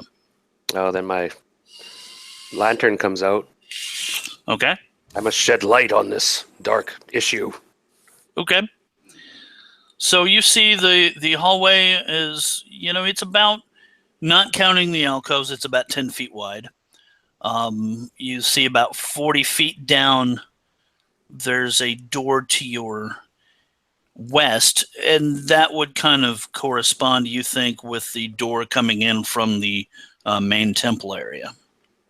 But the hallway continues on past that? Yes, it does. Okay. Another 40 feet? Yeah, you go another 40 feet. It continues on, although you can see that up ahead about 20 feet, it curves around, and there's a hallway that goes off to the west. What say you, fair one? Or you're both fair kind. I would say let's investigate this new passage. Be careful. And I have my sword in one hand. I hold the lantern up, and I'll watch. Remember, Okay. Take nothing that the temple owns. Plus, you may get cursed for it. So true. So very true. Okay. So you turn the corner, and you see a hallway that goes down. See, a lantern lets you see. How far does the lantern let you see in this edition? I forget. It was, you make a call arbitrarily. Depends what kind of lantern and stuff. And I would 30 feet. I would maybe? say 30 feet of decent light, and maybe another 20 or 30 of like dim light. Which kind of makes sense to me. You see that it trails off. You think the passage comes to an end in a door in about 60 feet. And when you step closer to it, you can see that this hallway does indeed end in a door. Did you sense anything along the way, elves? The elves did not. And the alcoves just had these. We're past that, right? Yeah. Yes. And are we now around the others? We're around the north side of the actual temple proper now. Yes. And have we gone across the width of the temple proper? We're on the other side. You have not gone on the other side, no. No, not that far yet. Yeah. So we might be at the center of the north part of the temple, above the temple proper, roughly. Let's detect traps on that door. Okay, what's your skill there? My skill is less than it should be. 25. Okay, you do not detect any traps. All right, I will tell the paladin the door is not trapped. We shall follow you through. Okay. The door opens, and you see the hallway goes down about I don't know, probably about 30 feet, and there's a stairway going down. Ooh, a dungeon. I shall move to the head of the stairs, and using my infravision signaling the paladin to stay back, I will look down. Okay. And then I'll detect traps on the stairs again. Okay. You do not detect any traps on the stairs. And, you don't detect much of anything. Right. Okay. I'll signal them that it's all clear, and I'll pull my bow and knock an arrow. Okay. And I'll follow the paladin down. And just so we get an idea, what kind of order are you guys going in? The hallway is 10 feet, so it's big enough for you guys all just to go in a line. I don't think we want to go in a line. I think I got a two-handed sword. You got to give me room. Yeah, I would say we'll move the paladin. I would think the paladin would be first. I would be behind the paladin, and then the elf with the bow would be in the back. Yes. Okay. So you go down the stairway, and the stairway. But I think, but I should note that since he has a lantern and needs the most room, there should be a big space between him and the elves, I think. Okay. Definitely. Yeah, I'll move. In fact, I'm going to change weapons if I may at this point. Yeah.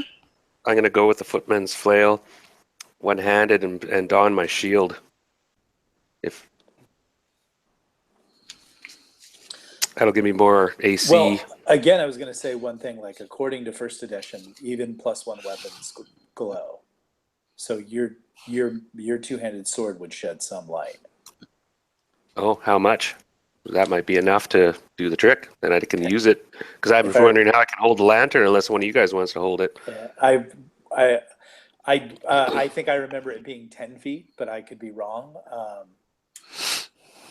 But we wouldn't need it. I mean, like, I think we wouldn't need a lantern at that point, and the elves wouldn't need to hold the lantern because we have infravision. We would still be seeing ahead of you. Well, for now, I guess I could just see 10 feet and rely on you guys to tell me what's going on. I would say that would be good. Is that cool, DM? Yeah. But I can't see far ahead of me either, so I could stumble right into baddies. One of you guys has to go forward now. Right. Okay, well, as the elf, I'll go forward. I'll take the lead. And then I'll just charge in. You point me at them, and I'll try to be as quiet as I can, but I'm in plate mail. So you've put the lantern away. Yeah. Okay. I'm now going to, and I don't know, we'll see how this works. If it's too restricting, I'll have to have a lantern out. Okay. So the stairs go down probably about 25 feet or so. They end, the hallway kind of goes south and then goes back east. And Nick, you can see that it goes for about 30 feet and ends in a door. Okay, so we'll go up to that door. Have we heard or smelled anything? I asked these guys stop a minute and we go real quiet and listen and smell, just do a general, see if we hear chanting or growling or armor being built or something. You don't hear anything right now. It seems pretty quiet. Okay. Detect traps on door. Okay. You do not find any traps. Okay. Is it locked? It is not. All right. I will signal to the paladin to open the door. Okay. I nod at him. So let's see. And I have hear noises in Elf 15, Okay. just in case there's anything to hear. You enter a room. It's probably about, let's see, probably about 30 feet by 80 feet, about 80 feet long from where you are. There are various wooden benches around. Nothing much in the room except there seem to be skeletons leaning up against the wall in between the benches. You count 8 of them. And since you have not moved into the room yet, they are not moving.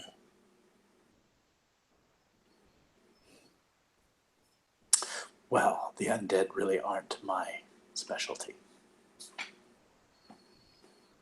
And move aside. I'll smash them. Shall we, do we see anybody, nobody else in the room? I can peek in, sort of. If it's skeletons, I can take care of them with my holy symbol. Yeah, that too. You don't see anybody else. The elves don't see anybody else in the room. The paladin doesn't either, although you can't really see any of the skeletons at this point. Oh, it's dark in here, right? Yeah, I mean, the sword would glow a little bit, but it's not going to let you see more than about 5 or 10 feet. Okay, so he says there's some skeletons in here. Mm-hmm. I say, well, you got a plan? Will they come a lot active? I would say what we could do is you could go in. If they come to life, we'll pull back to the door, and then the cleric can deal with them. If they turn, they'll flee, though. They'll come back, or they'll be still active. Yeah. But Well, they'll flee, but you will be able to smash them as they cower in the corner.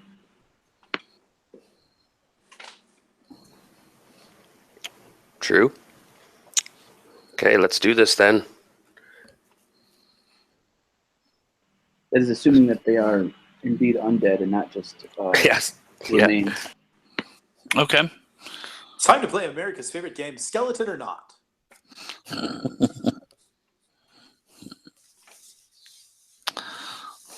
So we have the paladin go in just a couple of feet. If they react, then we'll pull back to the door.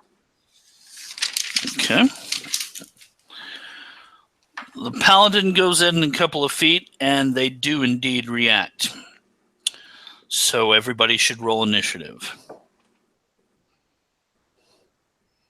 I'm going to rule that nobody's surprised because everybody's kind of looking at each other. Right. I rolled a 0. I guess that's a 10. Okay. They rolled better than that. So you guys are just inside the room. And these skeletons sort of come to life. I'm going to have the nearest 3 attack you guys. So they're just armed with long swords. Just let me find their attack table here. Here we are. Okay. Nick, what's your armor class? My armor class is 5. Okay. Remember, don't use a bow. They only do like 1 point damage against skeletons.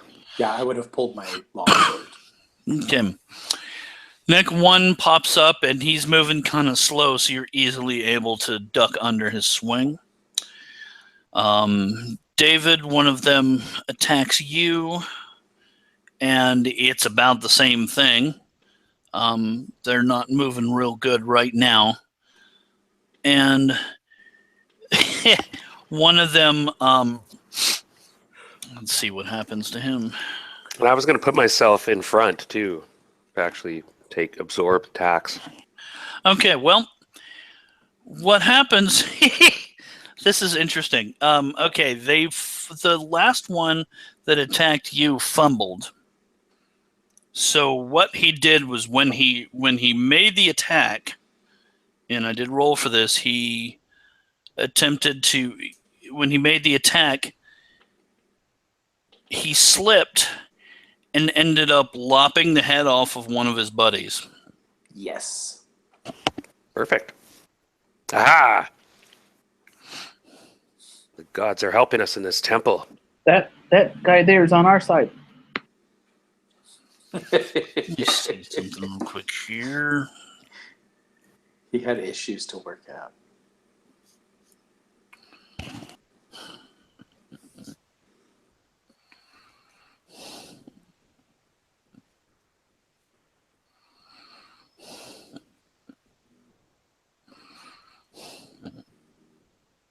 Okay. So it is now your turn. There are 3 of them that are right there on you, or actually 2 of them now. And there are 5 behind them that are sort of, moving towards you. Shambling forward. Yes. I think what we want to try to go with first is the cleric's turning. Okay. That's our plan. Okay, but before I turn, I want to hold up my hand with the ring on it, and I give out a war cry of my deity, and I'm wondering, and I'm taking a note of whether anything like is happening with the ring, if it glows or anything triggers with it. Gotcha. If nothing does, then I'll follow it up with Turn Undead. Okay. With turning, do we know how many does that affect? Is there any rules with that? Because I forget. Yeah. It's been so long. Player's handbook. Go to There the are player. rules. He can only turn so many per level. The only thing I have on my character sheet is what I need to turn a skeleton. I don't have the number. It didn't print off the number that I can turn. I'd have to look that up. Give me a second. I'll look it up. It's in the DM's guide. I think. Hold on. I got the old... Oh, here it is. So they're skeletons. In your second level, they have to roll under 7. As many as there are, we're up to a Or you have to roll over 7. Now, how many does he? But how many does it affect? Okay. Number affected is 7 to 12, or 1 to 12. Okay, so I roll a d12.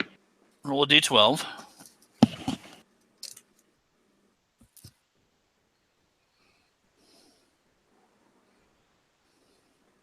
What did you get? I got 8. Okay. So then roll a d20 and try to turn them. You only need to get a 7 to turn them. And I rolled an 8. Nice. Nice. Says here, causes creature to move directly away from his or her person and stay as far away as possible for not less than 3 nor more than 12 rounds, moving at full speed for the duration, and will be able to come back again, but they're subject to further turning after they come back. 3 to 12 turns or rounds. Yeah, let's see how many rounds I get here. Looking to see if there's anything else. Also, I was going to roll for psionics on my character. I doubt I'll get it. Yeah, I would probably have to have a lightning bolt from heaven come down and strike you if you roll for psionics. I like psionics about as much as I like eating rotten. It's weird. It's a weird shit. system. Yeah. I never used it. I think I used it on one character once, and it was just weird. Yeah, it was just too much to figure out. Honestly, it was just too much to do for me. Yeah, I only would ever allow it if it was like before we started and I incorporated it into the actual adventure and stuff. Right. No, that makes sense. Okay, so these things turn, and they're moving the other way. If I look at the thing here, which room are you guys in? Okay. So they're kind of just all walking towards the back room. I guess you guys can walk up behind them and smash them. I don't think first edition has any, like, if you attack them, they can attack you back. I think it's No, I think they're it's just turned. they're turned for X number of rounds. Yeah. I would think this would be the paladin's chance to dispatch them. Yes. Okay. And I'm not going to make you roll for each and every one. You can just kind of down them because that's, unless you really want to do that. No, it's up to you. It's quicker. Well, I wanna at least down one of them because I want to sort of measure if there's any difference I notice with this ring in how well I can swing my hammer. Okay. I will search the room. And I'll gleefully smash them. I run around with my two-handed sword. Oh, wow. Dave, So go ahead and smash. Go ahead and attack one of them. Okay, so I hit for max damage. That's going to be 8, 9, 10 damage, and because I did so well on the damage, I might even convince myself that this ring is helps me with the combat. Make a wisdom roll. Okay. Nope, I failed it by 1. Okay. Yeah, you don't know. You think you did pretty good because you just smashed it to bits, but you're uncertain. Okay. By the way, you see as you move into the room, there is a door. There are 2 doors to the south. Is this some kind of chapel? This room just kind of looks like a room where guards hung out in. Okay. And there's no chests, treasures, anything to examine. No. Okay. Not. You look around a little bit. You see, elves don't detect any secret doors or anything like that. Okay. Then I'll go investigate those 2 doors. Okay. They're just both in the same wall? Yes. Okay. Door to the right, detect traps, 25. Okay. You do not find any traps. All right. Then I'll draw the paladin over and say, kick it down. Sounds like a good idea. I go up to it. Ready? Ready. I push the door open violently. Okay. You see a room. It's probably about 20 feet wide and about 50 feet deep. And this looks like the temple's library. Ooh. There are many shelves of books and 2 small tables. I get my evil radar going again. I go into my weird stance and start to go through the room with my sword upside down, held out like a cross in front of me, muttering my detect evil. Okay. Yeah, I will actively search for secret doors. Okay. You do not find any secret doors in this room. I'll actively search as well. You do not find any secret doors in this room. Using my elvishness, we'll examine if there's anything fantastical that appeals to the glimmering, baubled nature of elves. Now, the only thing of note that you really see in this room is a pretty large book on one of the tables that is entitled A Most Worshipful Guide to Benign America. That is the god that this temple is supposed to be in. That's what this temple is supposed to be, is the Temple of America. America being a chaotic good goddess. And you don't see anything, it's kind of an old dusty book. It doesn't look like there have been a lot of people in this room lately. Brother Thurinel. Oh, sorry, go on. But yeah, that's everything else is just, pretty normal. Brother Thurnos, at some time in the future, we could perhaps use this book to bless this sanctuary again. Bring glory back to this place. This book must be kept safe. What a strange sanctuary for it, though, in this place surrounded by evil. It's kind of a large book. I mean, think about when you go into the library and there's that, just huge dictionary that doesn't really fit on a shelf. Oh, and I also laying on the table. It's a pretty big book like that. I also forgot. I was going to mention about the other book, the evil one. What did you do with it, Thurinel? What's that? What'd you do with that book, that grimoire, or whatever, that evil book, the evil Bible? I have it with me. Can we destroy it? Well, we might not. What we might need to give it. It contains evidence of what that priestess was up to. It most definitely will be destroyed at some point, but Right. as my friend here says, Yeah. it is evidence. And If we don't have evidence, then we're just murderers. also, if it gets destroyed, it's going to be presented to my temple to be destroyed. Have we actually picked up and looked inside this book, this new big book? Yep. Didn't we? I don't think he did. He said he found some disturbing stuff. I'd like to detect traps on that book, not without touching it, but just kind of like, hey, I'm going to look at the lid a little bit and stuff like that. Yeah, you're pretty sure it's got nothing on it. Okay.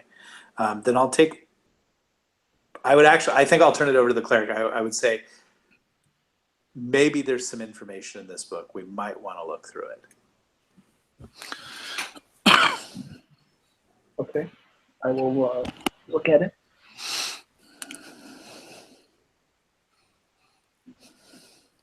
Flip some pages. Look for some notes. Yeah, it looks like this book hasn't been handled in a really long time. The good one? Yes. Yeah. Yeah, okay, so yeah. We best leave it here and then make sure that somebody who knows who's good can come and purify this place. You probably need it. So we looked through it, though, and there's nothing hidden inside of it? Right. Okay, good.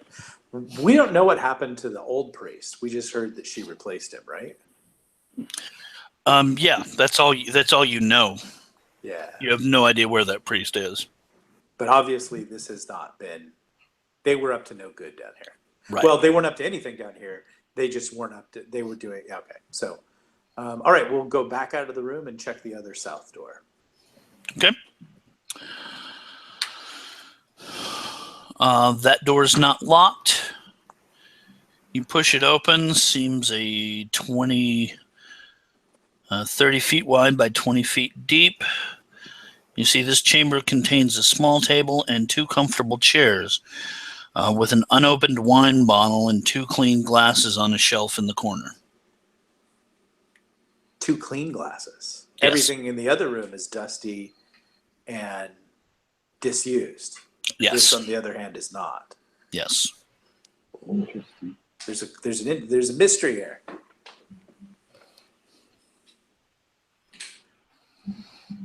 Two glasses, a wine bottle, and 2 chairs.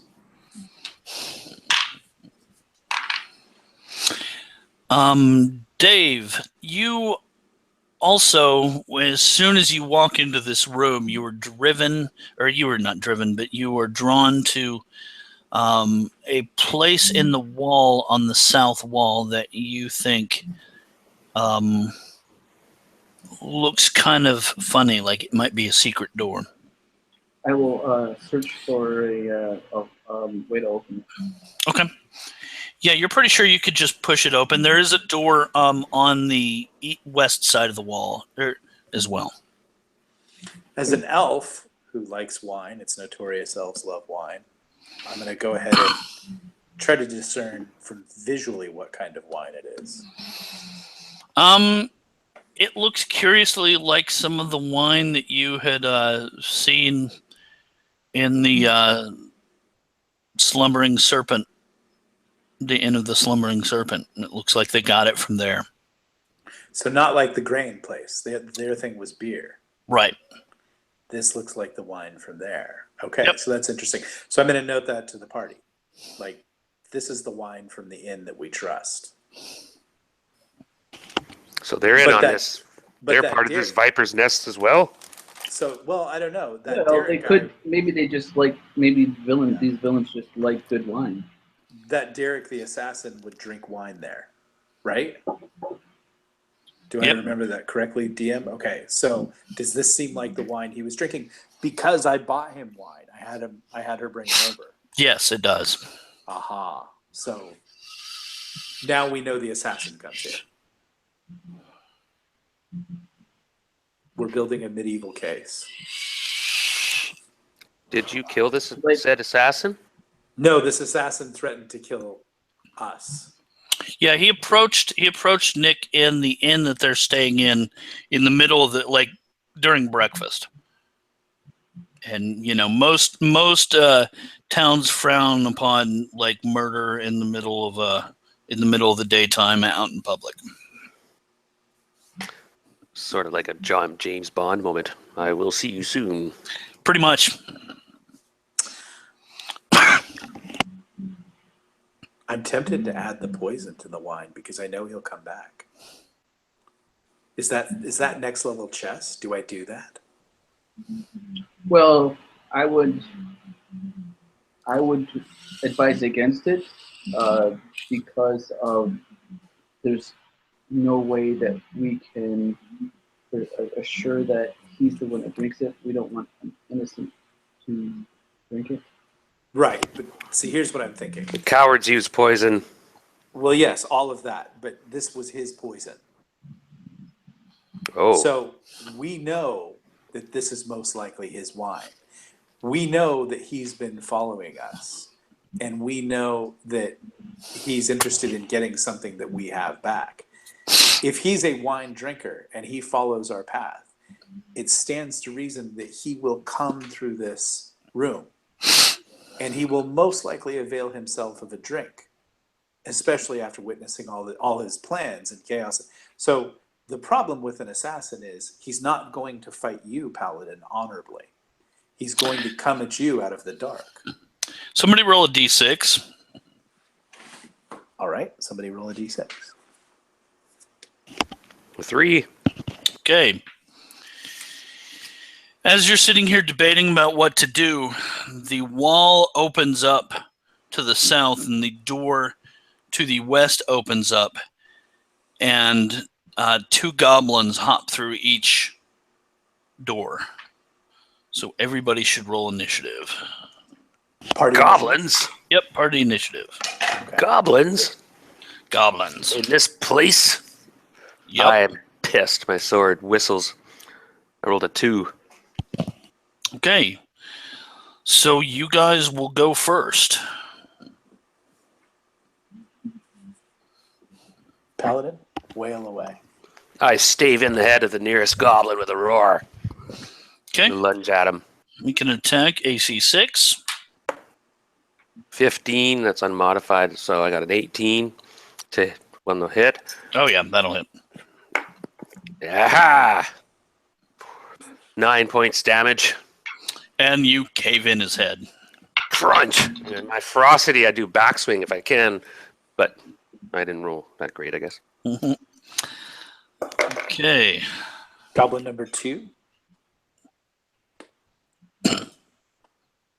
I'll roll the hit on him with my longsword, which was what I had out. Okay. I roll a 19 plus 1, 20. Oh, yeah. But it's not a natural 20. No. Longsword does D8. I do 7 points of damage. Okay, and you were able to slice his head off. Haha! You guys leave me one? There's 2 of them for you, coming in the secret door that you were trying to figure out if there's a way to open. It just opened up, and a couple of goblins came through. Haha! Foul beasts. I thought I smelled them. Using the power of this ring, I will bring my hammer upon the first one's head. Okay. And I have a 11. Do not have to look. I don't think that hits. That hits AC. That 11 will hit AC. 11 would hit AC 9 for you. So that does not hit. His AC is a couple above that. And I don't know, make a wisdom check. Wisdom check.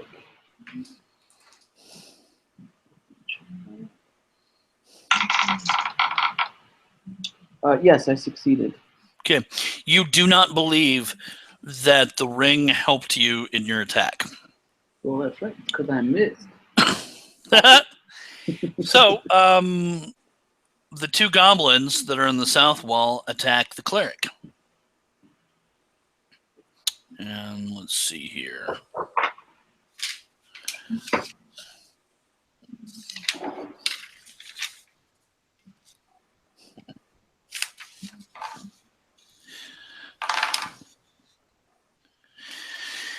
And one of them does hit.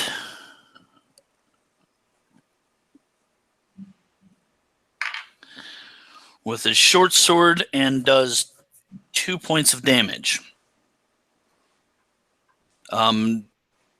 David, go ahead and make another wisdom check.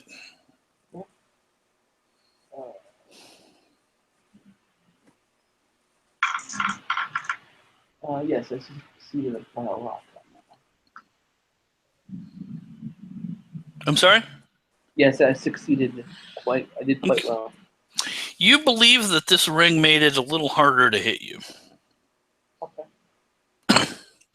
And so it is the next round. Everybody roll initiative again. Or I guess one person roll initiative. 9. Oops. Okay. They rolled a 5. So the two of them that just attacked the cleric run back through the door and close it. So what are you guys going to do? That was the secret door? I'm going to open it. Yes.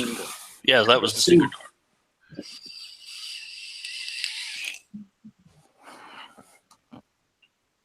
I will open the secret door and pursue them. Can Okay. I kick it open? Force it open? Yes, you can. I have open doors 1 to 4. Okay. That's on 6 or... Yeah. Yeah, on D6. 6-sided. Okay, roll a d6. Ah, fuck, I rolled a 5. You kind of stub your toe a little bit. I point down to where he kicked, and I said, "No, the secret door is over here." And I moved over a couple inches, Ah, and then I pushed the secret door open, and then proceed to follow. Okay. While they're doing this, I'm going to poison the wine. The full dose. behind my Okay. back? Nice. Okay. Since the wine is probably corked, I'm going to say that takes this round and next round if you want to do that. Okay. Without them noticing, obviously, with my elving cunningness. Yeah, they're probably all focused on the fact that you just got attacked by 4 goblins. Good. Yeah, I'm not even in the room anymore. But Yeah, so you when you go to the south, Nick is doing something in that room. You guys have no idea what. So the paladin and the cleric go through the door. This is a large room, and this does have a few torches on the wall, so you can see. Let's see here. It's got 9 straw mats and a low, crudely built table. And there are 7 goblins in this room. 7 goblins for 1 paladin. And so everybody roll, or I guess you guys roll initiative. Aha! Got him right where I want him. 5. Okay, they rolled 10, so you guys go I first. need a couple of minutes. Somebody just knocked at the door. Okay, yeah, we can pause for a minute. For just a couple of minutes, okay. So I'm poisoning this wine because I know this assassin's trailing me Right. because he sent the hit team after us. There's every chance that he's following us now. So I know he'll drink this wine. So I'm just saying that's my reasoning for doing this. Okay, because yeah, no, you I can't got deal it. with an assassin, you know. Just got playing it. 40 chess.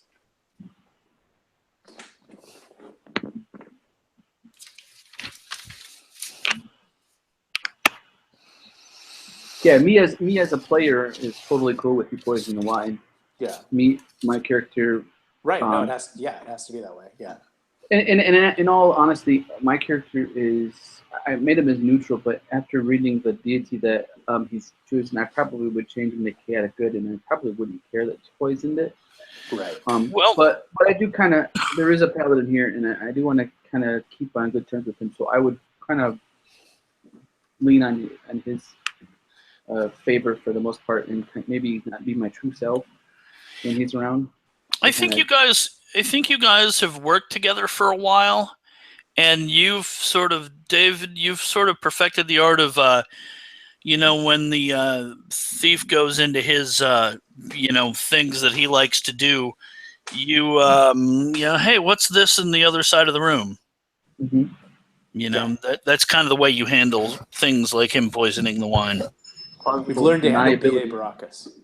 Right. Yep.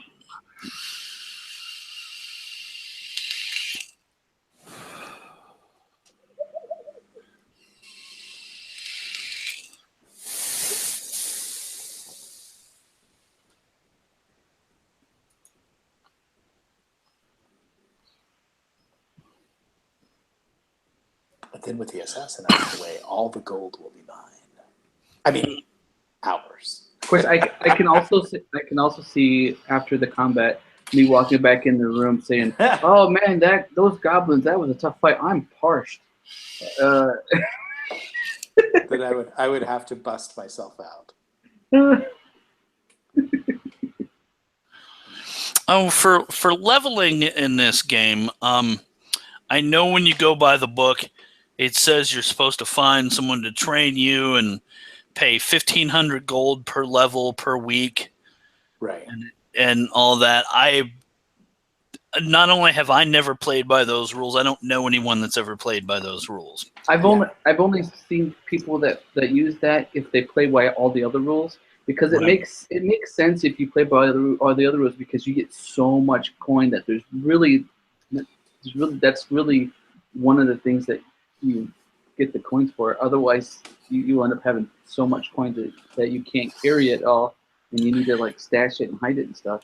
Well, the way I'm going to do it is, I figure, and this is just talking with several other people that DM First Edition. One guy that still DMs it like every other week.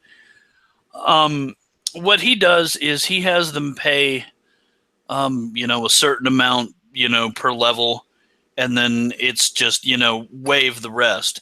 I won't let you won't level up in the middle of like, in other words, like if you guys get enough experience to level up while you're here, you won't level up until you get to go rest. Right. Yeah. But I will allow things like that. Yeah. Because sometimes if there's a thing, like a special ability that they gain at a level, sometimes that's worthy of bringing in a trainer. Yeah. You just like, you're a ranger, you get to do druid stuff now. Okay, well, you probably got to go find a druid. Yeah, other than that, like, I don't use them because it's just not fun. Yeah. I mean, the game is supposed to be fun, so I'm not, Yeah. The game was originally go into a dungeon, get stuff. Yeah. Yeah. And then it became like all this other, super meta stuff. And it's kind of fun. You can do and take as much, as you want. But, at the end of the day, you are just playing murder hobos. Yep. Yep. Unless you decide to bring in some massive story arc, which is always fun. But like, if you get to a name level and you're like, hey, you guys, you got to go find the seventh disciple of the sixth wind. You got to challenge him in combat. Otherwise, you don't level up. And the party kind of has to go, with your back. That's kind of cool. Okay, sorry about that, guys. I had to move a car and some stuff and get for work tomorrow. Not a problem. See, I love seeing that cat just sitting on your shoulder there. That's cool. She'll sleep there if I let her. Yeah, well, I had a cat that would do that sometimes. Unfortunately, she passed away a little over a year ago. Oh. She was 18 when she died. Oh, wow. She would be turning 20 around Halloween if she had made it. Yeah, I had actually 2 cats that died a couple years ago, and they both were 20 when they died. Nice. Wow. Yeah, and she ruled the house too. We had 3 cats at one point, and one of the cats is a Maine Coon, which if you know anything about Maine Coons, they're huge. You know, they're like twice the size of a normal cat. This cat was really small, but she would still kick that Maine Coon's ass on a regular basis. It was interesting. Wow. So, okay. So, Dave and Darren have gone into the other room and have seen these 9 goblins that are all standing there, you know, very upset and ready to attack. Nick is doing something in the other room. You guys don't know what. You've learned not to ask many questions when he goes off by himself like that. So you guys rolled initiative, I believe, and you have the initiative. So, Darren, what are you doing? I wade into the fray. I'm gonna nearest goblin. Okay. I give out a war cry. 9 plus 4. I rolled a 13 altogether. Okay. Let's see, what does that hit for you? Fighter, second. According to mine, it's a hit. And then the armor class was 6? Yes, so that is a hit. Okay. 9 plus 5, 14 damage. Oh, yeah, you basically sever the top half of his body from the lower half. Diagonally? I like. Yep. Swash. The diagonal cut. He sits there for a second looking at me, blinking, then he slides sideways. Yep, he kind of slides off in slow motion there. Sort of like one of my favorite openings to a horror movie ever, Ghost Ship. You guys ever seen that? Oh, where the wire goes throughout the whole ship. Yeah, and it like cuts everybody but that girl in half. Oh. And they're just sort of standing there looking at each other for a while, and then pieces start to slide off. Yeah, it was pretty gnarly. Okay, so what are you doing, David? All right, so not to be outdone, I twirling the hammer above my head. I approach a goblin, and then I kind of swing it behind me, and then come up around like an uppercut. Nice. And try to get him in the junk, right for the nards. Gotcha. And I got 20. Not a crit, but a 20. Gotcha. So that'll hit, and that'll be 3, 4, 6 damage. Okay. And it basically, lifts him up off the ground a foot or two, and evidently jostles some other stuff loose because he kind of falls on the ground and just starts kind of writhing a little bit. So he's down. And Nick, you're still in the other room. Yes. It is their turn. Let's see. 3 of them will come up and attack the paladin. Now I'm going to use the wall on one side to flank me, so only 2 can attack me at once. Okay. What is your armor class again? 3. Okay. And of course, I'm covering his flank. I'm trying to make it so we're side by side, so only 1 or 2 can attack us at one time. They can't get in around us. If one tries to get around me, I'm going to smack him in the head. Okay. One of them hits you for 1 point of damage. Wow, these are rolling really well. Another one hits you for 5 points of damage. and the other one can't get to you. Two of them attack David. And that one will hit for 2 points of damage. And the other one misses. So, roll for initiative again. Next round. Yeah, they're rolling good. Shit. Yeah, I was really rolling well because they need like a 17 to hit you or something. I rolled a 10. Okay, so they go first. Those two are going to attack David again. Oh. And they miss horribly. They shift a little position, but only two of them are still able to attack you. And they do not roll very well this time. Nobody hits the paladin either. So, you guys go ahead. There are 5 of them up. Can I shoot arrows at them? You can. All right, I will shoot You get 2 off. an arrow on each. First one I roll is a 16 plus 3, 19. That'll hit. And a 10. The 10 does not hit. The other one does. 6 points of damage. Gotcha. So you basically hit it through the eye and it falls over. Master Assassin. Okay. David, what are you doing? All right, so the one I hit last round is on the ground still? Or Yes. Okay. So I'm going to sort of step on his leg to kind of hold him down a little bit. Okay. I probably won't be able to prevent him from breathing, but the idea is to make it more difficult for him to get up. Okay. Not necessarily to stop him. But then I'm going to swing at the one that's behind him that was attacking before. This is important enough to interrupt. This whole time, and I forgot I have this, I have a continuing emanation of protection from evil. Okay. Continuing, and it's 10-foot radius, so if he's that close, he gets it as well. Anybody attacking us is -2. Oh, nice. And we get +2 on our AC. Let me see here. Or no, on saving throws. Yeah, the You will get paladin plus. really comes into his own when you Oh fight yeah, evil. so I'm When you just fight evil. and I have a righteous, Yeah. I have cautious belly, so I'm like totally, everything's engaged. I'm in full battle mode, and I say, "Stay close," and you can feel this eminence. I glow in a way. Yeah. I'm staying close. I'm Nice. just stepping on the guy that fell down. Yeah, and I'm just wading in there and just Okay. tra. Yeah, I will keep that in mind from now on then.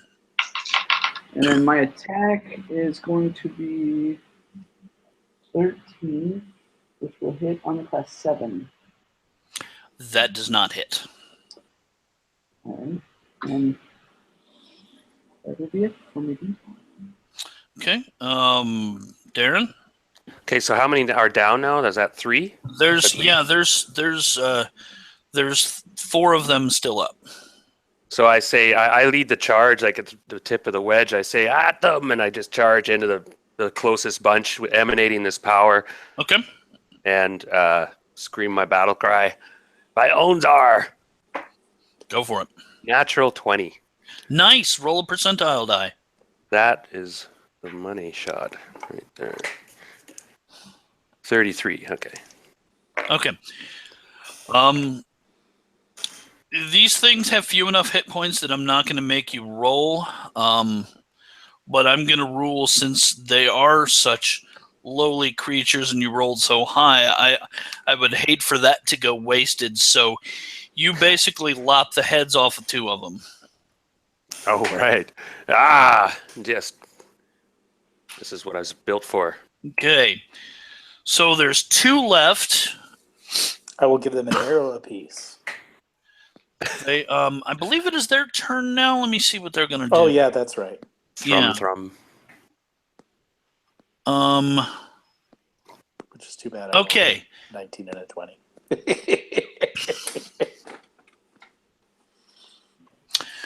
So let's see. I guess I can make some sort of morale check here.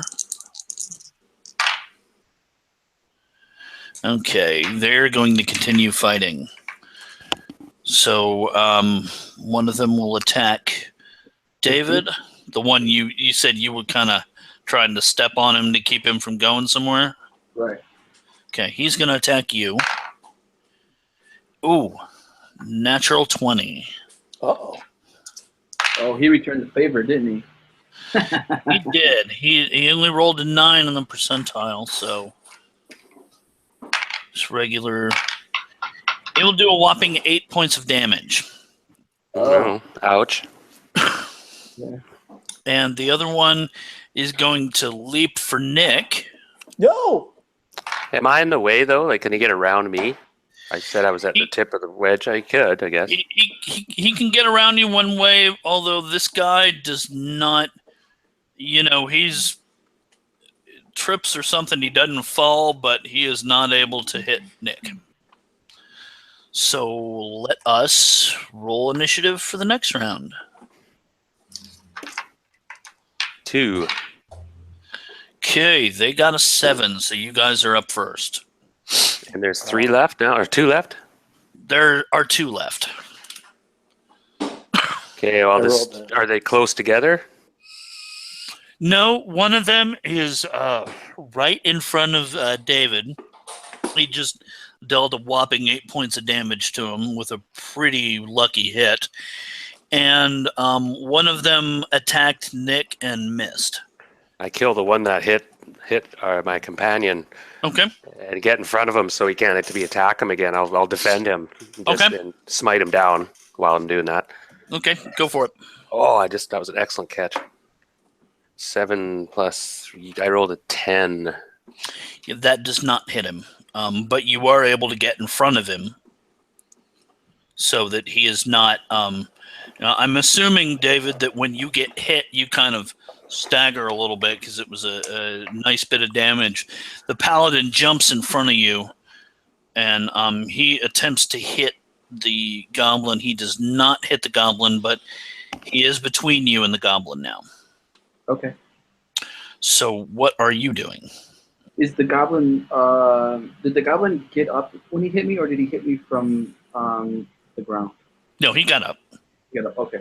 Then I am going to step to the side of the paladin, and I kind of nod to him as I kind of limp next to him, and with an appreciated gesture, and then I'm going to swing the hammer straight down on top of the goblin's head. Okay, go for it. And I got it. Remember to -2 from your AC when you're near me. 14.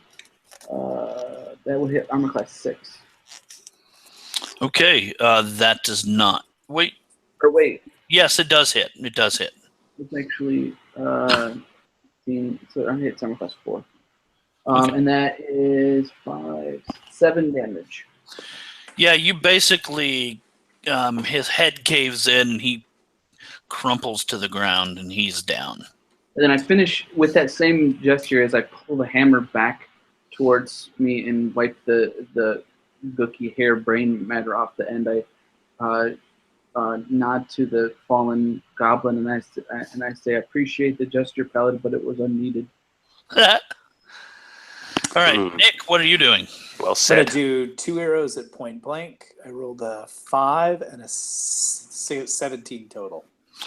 Okay, the 5 will not hit, of course. The 17 will. 2 points of damage. Okay. You stick it into his side, but he is still moving, and he lunges at you. Goblins. And let's see what happens. AC 5. He lunges at you, misses, ends up tripping, flailing around a little bit, and ends up impaling himself on his own sword, to take the last point of hit point away he has, so he is down as well. Aha! You clumsiness, Gavlin. All part of our plan. Is that the last one? Yes.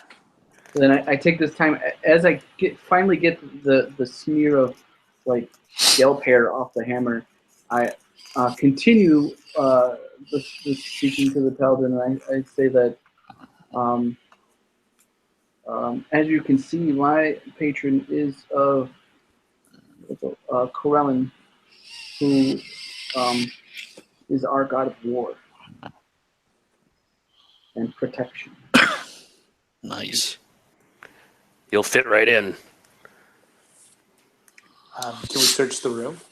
Yeah. Actively seeking secret dwarves. Okay. Besides the secret door that you guys have just come through, you see there's another secret door on the other end of the room, going north. In fact, there's one in the middle of the room that goes north as well. And there's a regular door on the east wall, or on the west wall, I'm sorry. So there's 2 secret doors in the room? There are 3 secret doors in the room.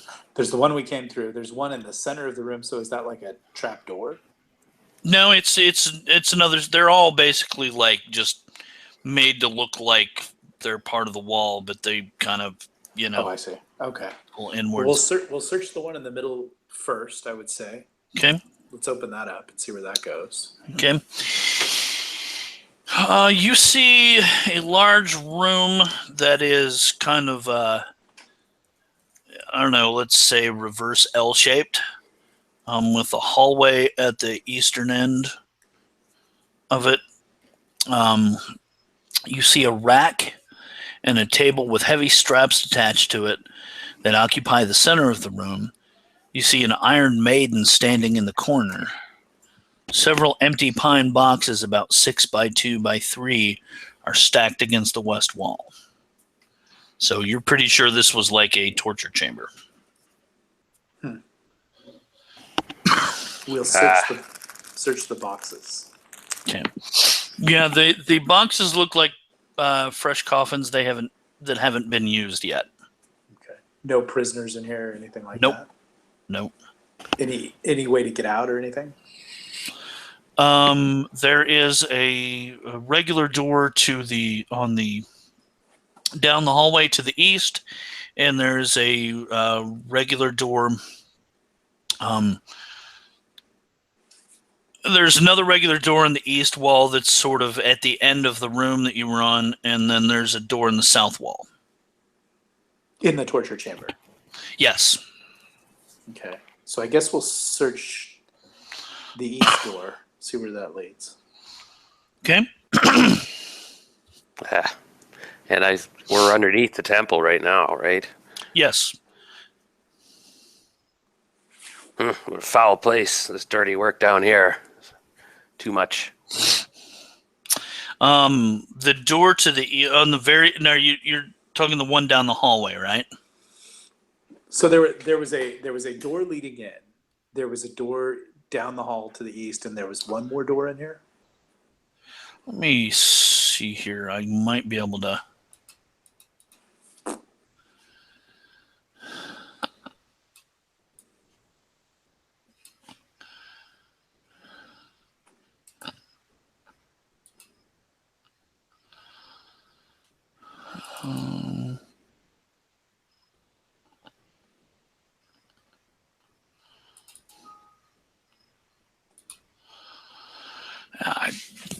Too much to get you a map right there. It's basically like. Oh, I know how I can do this. This will be very crude, but it'll work. Uh-huh.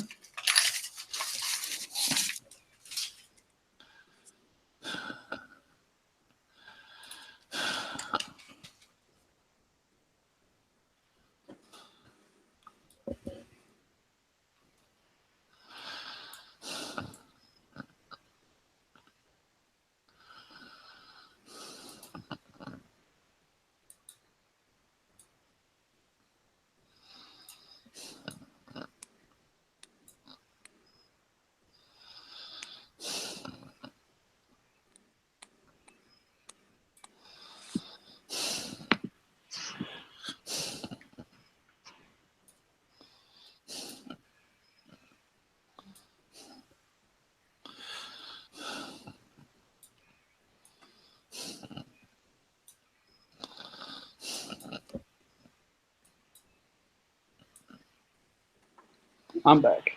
All right.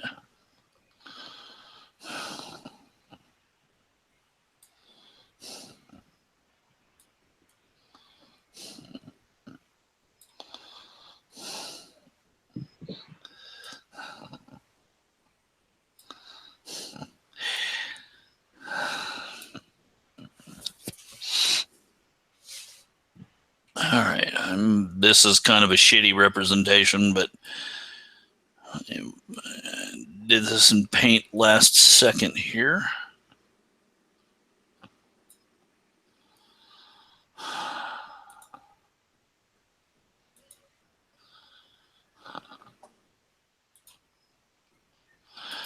Okay. This area right here is the room that you fought the goblins in. Okay. Let's see here. Okay. There's a door over here. Okay. There were secret doors over here, which is not because this is the room you're in now. Right. Secret door here. There's a door. Let's see. There's a door right here, and then there's a door right here.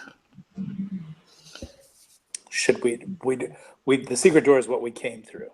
Yes.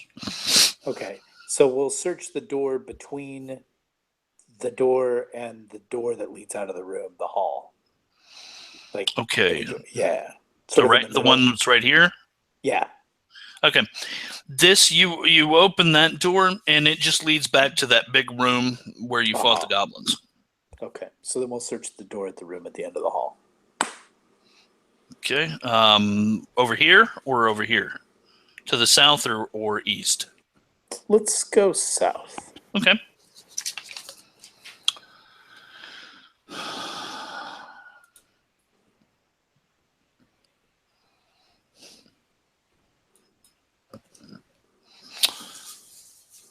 All right.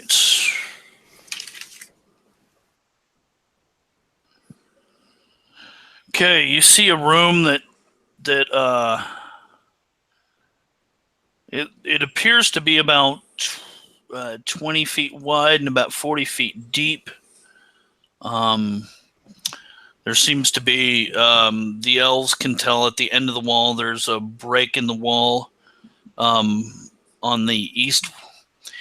And let's see here. The walls of this chamber are scratched, stained, and covered with strange markings. Loose chips of stone lie scattered on the floor.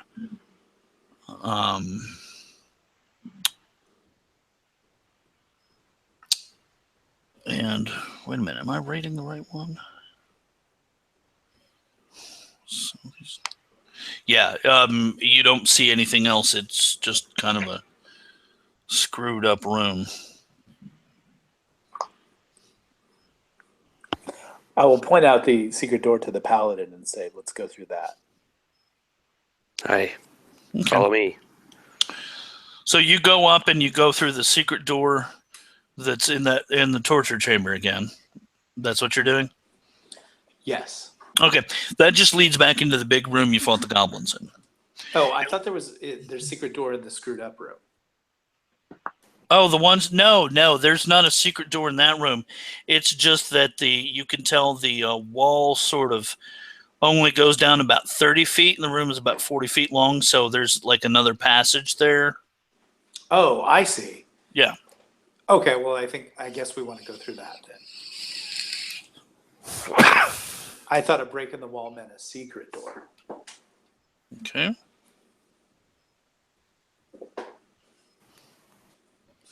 You turn the corner there, and it looks like another corridor that goes down about 40 feet, and it goes up about 20 feet from where you are, and then turns to the east.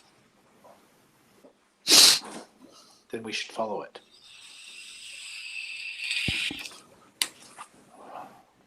Aye. It's fine. What are we hunting for, by the way? What are we looking for in this foul place? How could we purge it? Just clean it out? I think we're cleansing it of evil, and we've been told that to the east is where the cult has some sort of lair. So we know that these people were in league with them.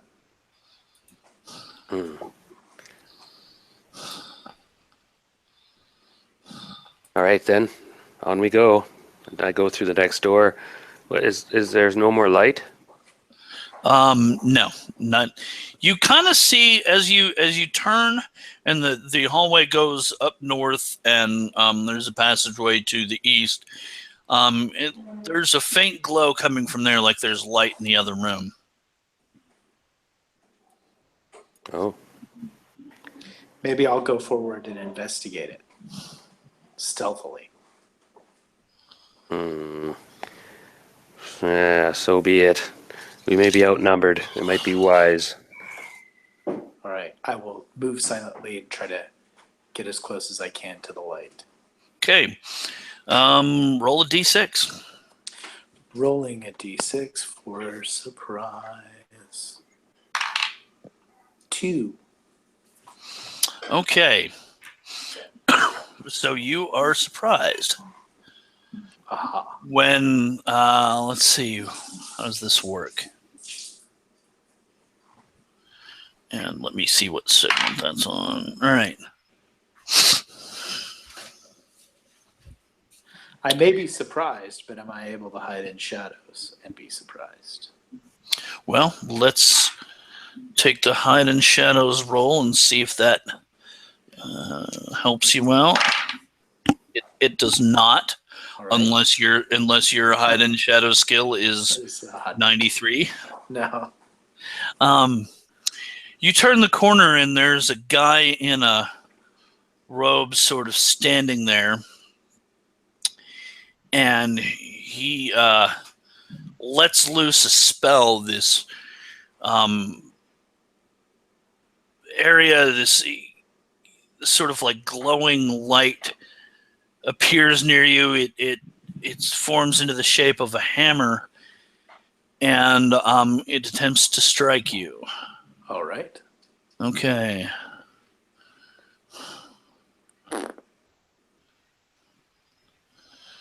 All right, then let's see. It will make an attack roll here. What's the damage on this? All right. And what is your armor class, Nick? 5. 5. Okay.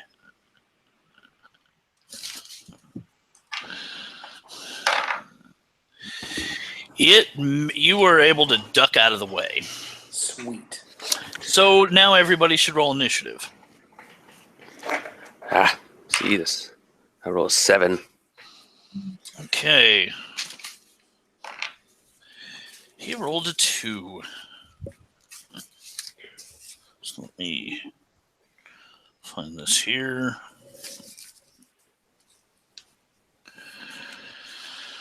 All right.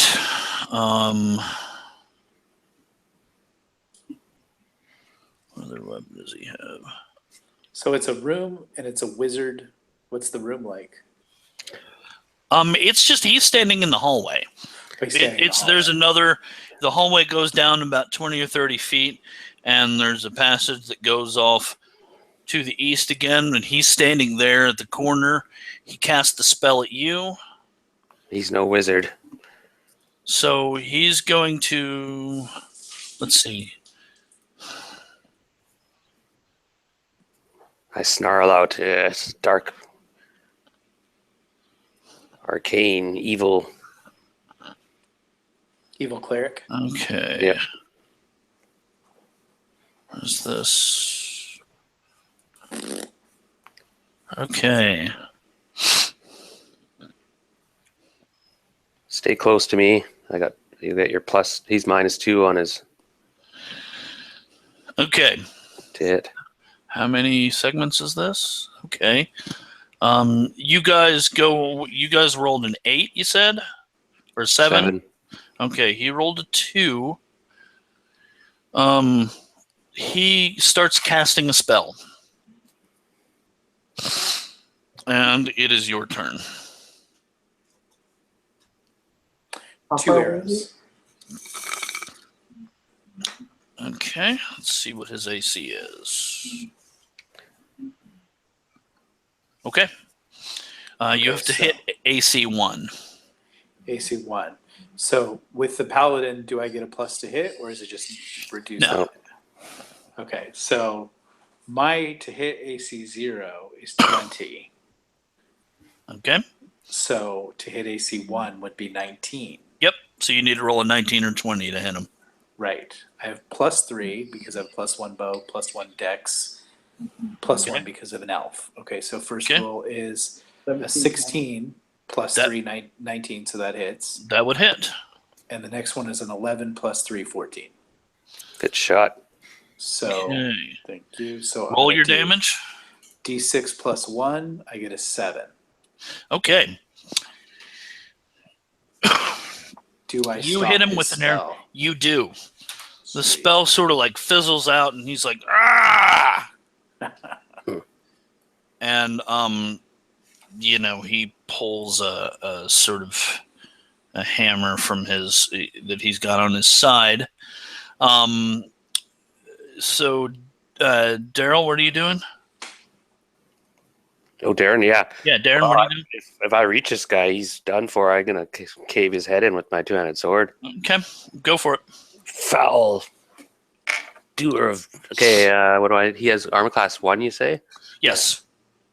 Okay, that's going to miss. He's buff. Okay. Darren, I Dave. stand in front. David, what are you doing? With an armor class of 1, I'm going to use my last spell slot to cast Bless again. Give everybody a +1 in attacks. Okay.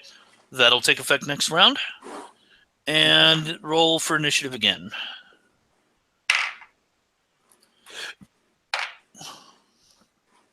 Got a 3. Okay. So we will go simultaneously then, since he rolled a 3 as well. We'll try that and see how that works out.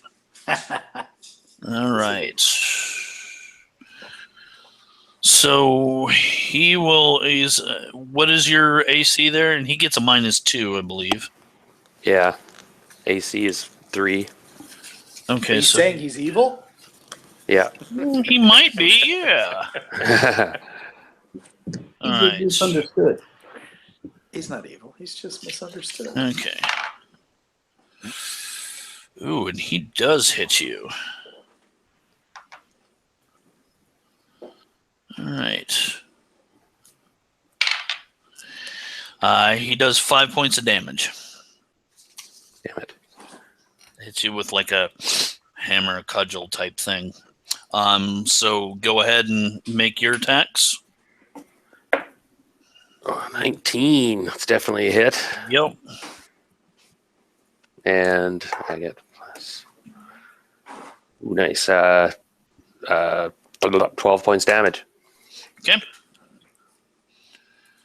Arrgh. All right. Nick. 2 arrows. Okay. Not doing your backstab. I'll let you handle.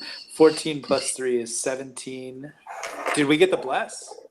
Yes. So that would be 8. Is it +1? Plus give us Yeah. So I think that hits. So 18 on that one. Okay.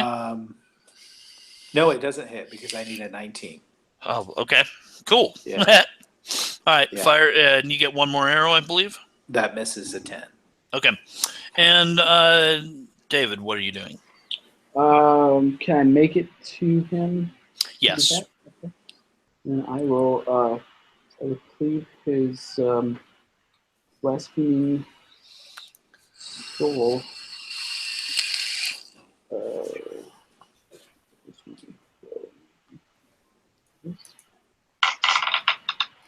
And I missed.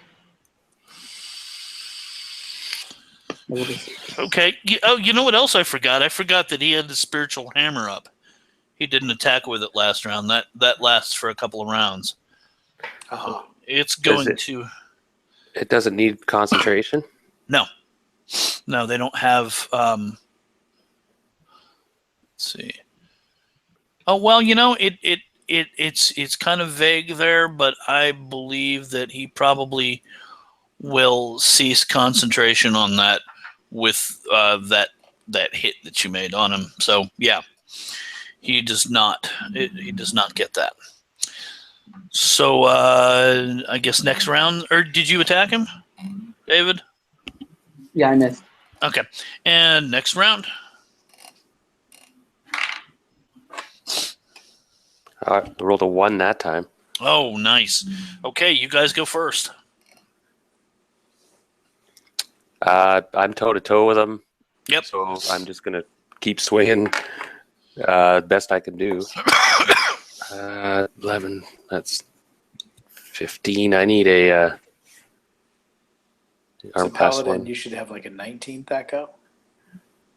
No, mine's 18. I think. 18. Okay, so you need a 17 to hit him. Yeah.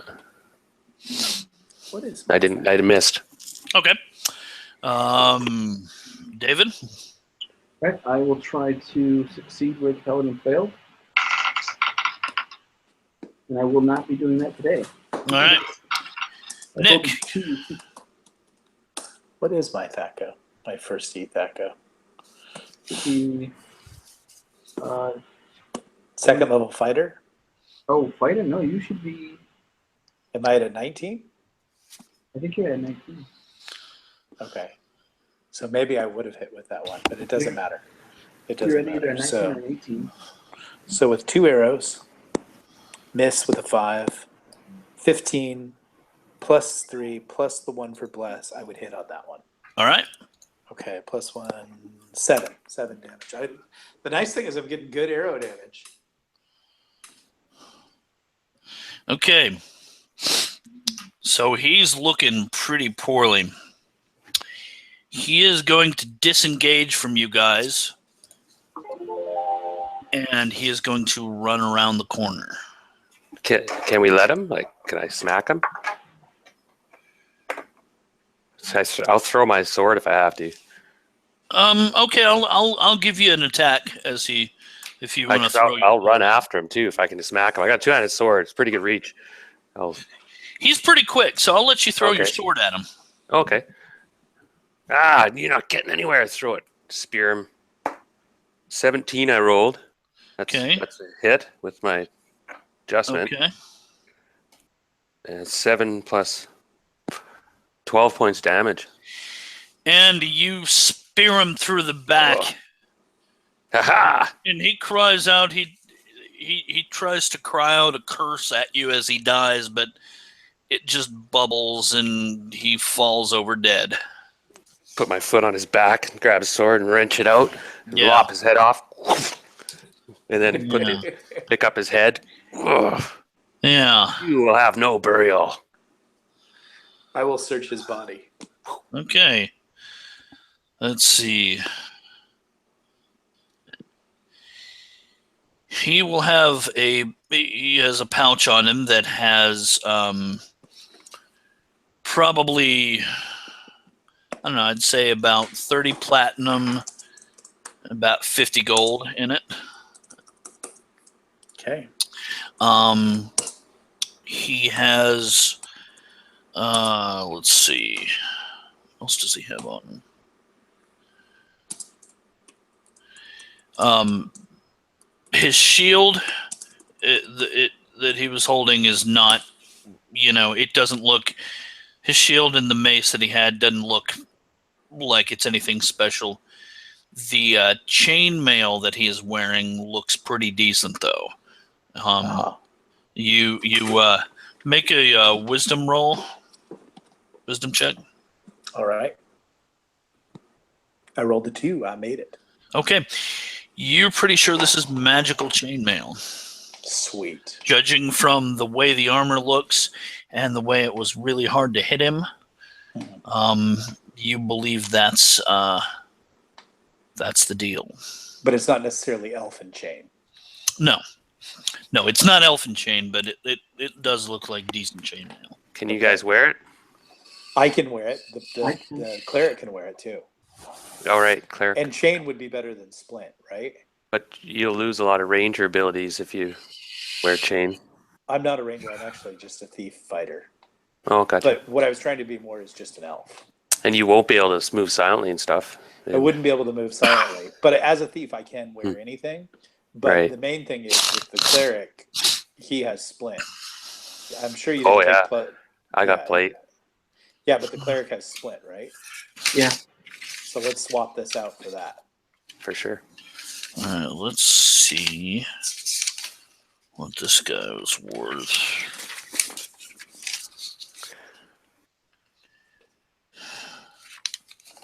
I'm collecting money for I'm building a chapel slash kind of monastery.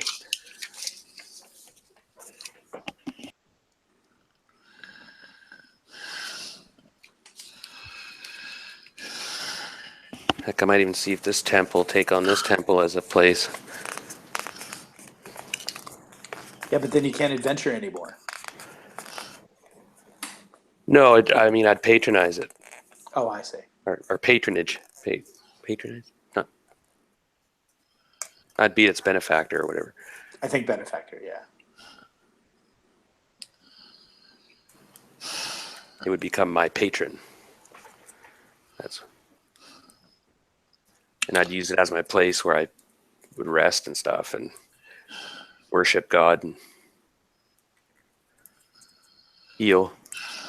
By the way, healing, how's everybody doing? Well, I have no healing left. Okay, I'm getting low on hit points myself. Okay. Everybody will get, and again, if this means you level up, you don't level up till you go back to town. But everybody gets 500 experience points for today. Oh yeah, that levels me to 3rd. Okay, so you will go up to 3rd as soon as you go back and end up taking a rest. So in other words, you won't level up in the middle of the temple here. We are going to call it now as Sweet. it is getting to that way. I'm going to go ahead and stop the broadcast. Thanks to the couple of people that watched. Hey,